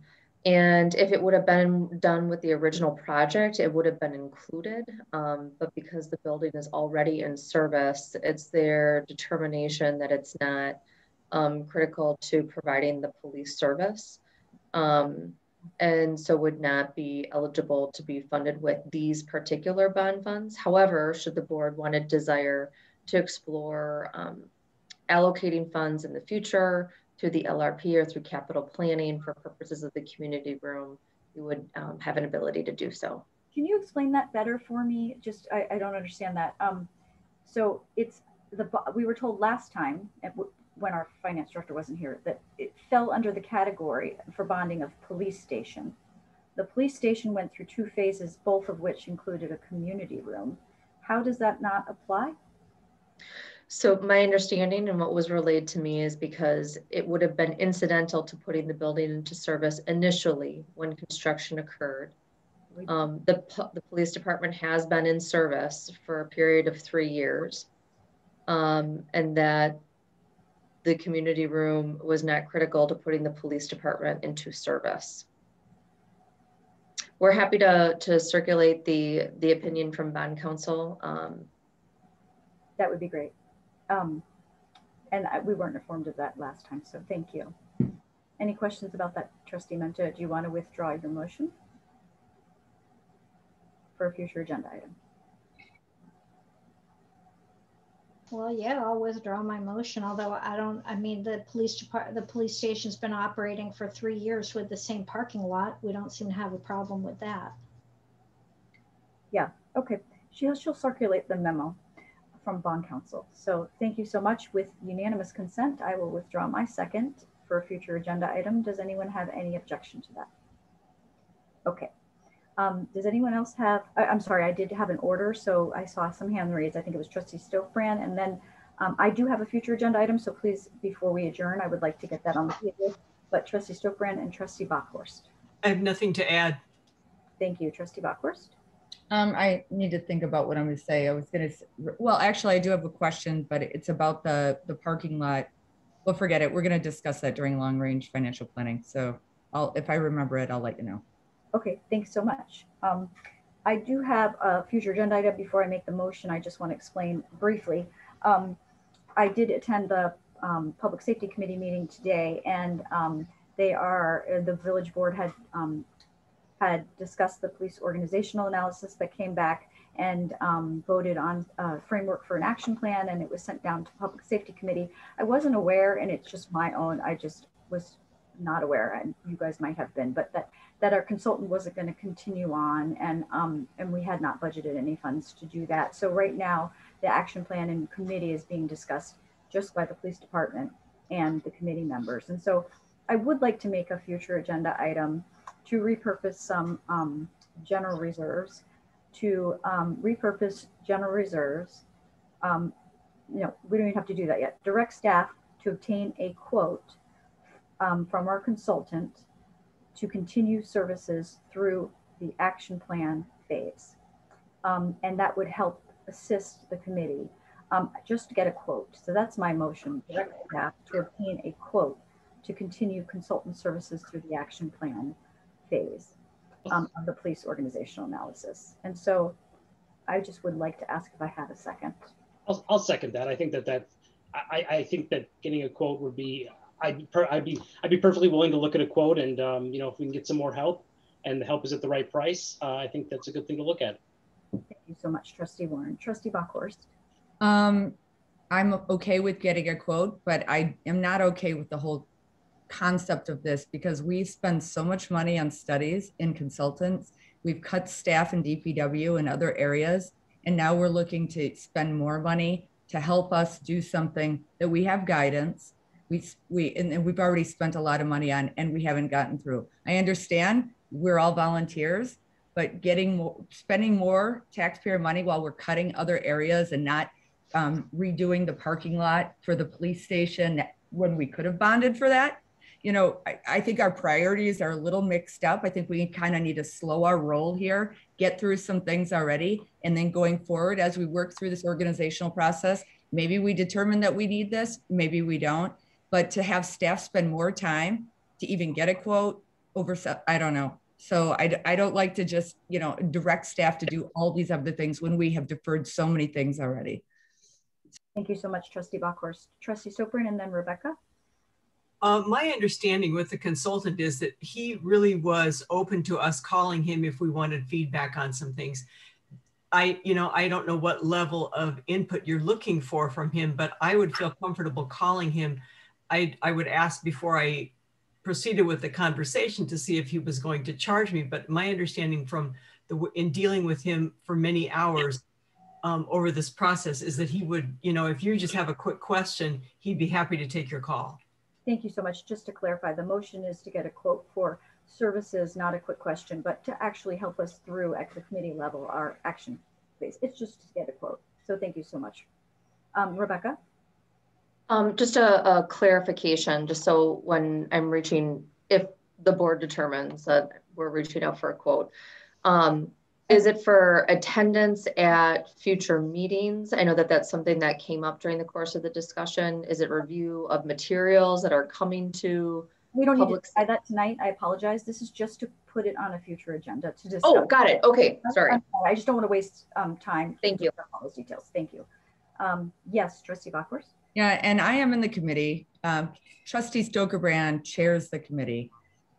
I'm sorry, Trustee Warren chairs the committee, but Trustee Stokerbrand, were we talking about DPW? No, we're talking about police. Okay, sorry, I had it mixed around.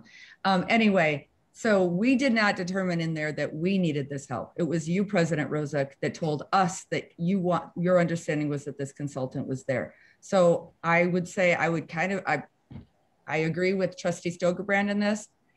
If we can reach out to them if and when we need them, but right now we're talking about a hypothetical. So I'm not even sure why this is I'm just going to vote no. I'm voting down on this. And I think it is important to discuss things so that we don't waste staff time and we don't waste future resources in going out and asking for, again, we've spent a lot of money on consultants. Let's get some stuff done. We've got actionable items. let's do them and then see if we've got money left over.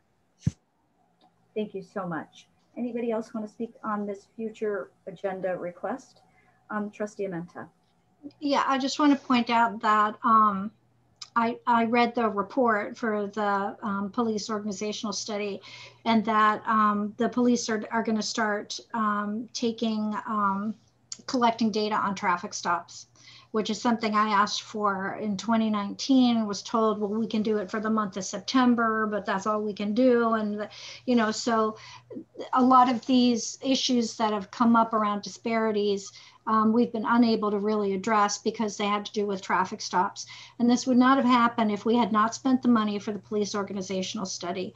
So I want to point out that this board has made progress on an issue of great importance, and it was only possible because of our foresight and the investment we made in planning and this organizational study. And I will support the motion. Thank you so much. Any other comments from anybody that hasn't spoken on this issue yet? And if not, can you please repeat the motion, and then we will take a roll call. Sure. The current motion is to direct staff to receive a quote from the police org analysis consultant to assist the implementation of the study. To put it, to put it as a future agenda item. Yeah, it's as a future agenda item. Okay, thank you so much. With that, can you call the roll?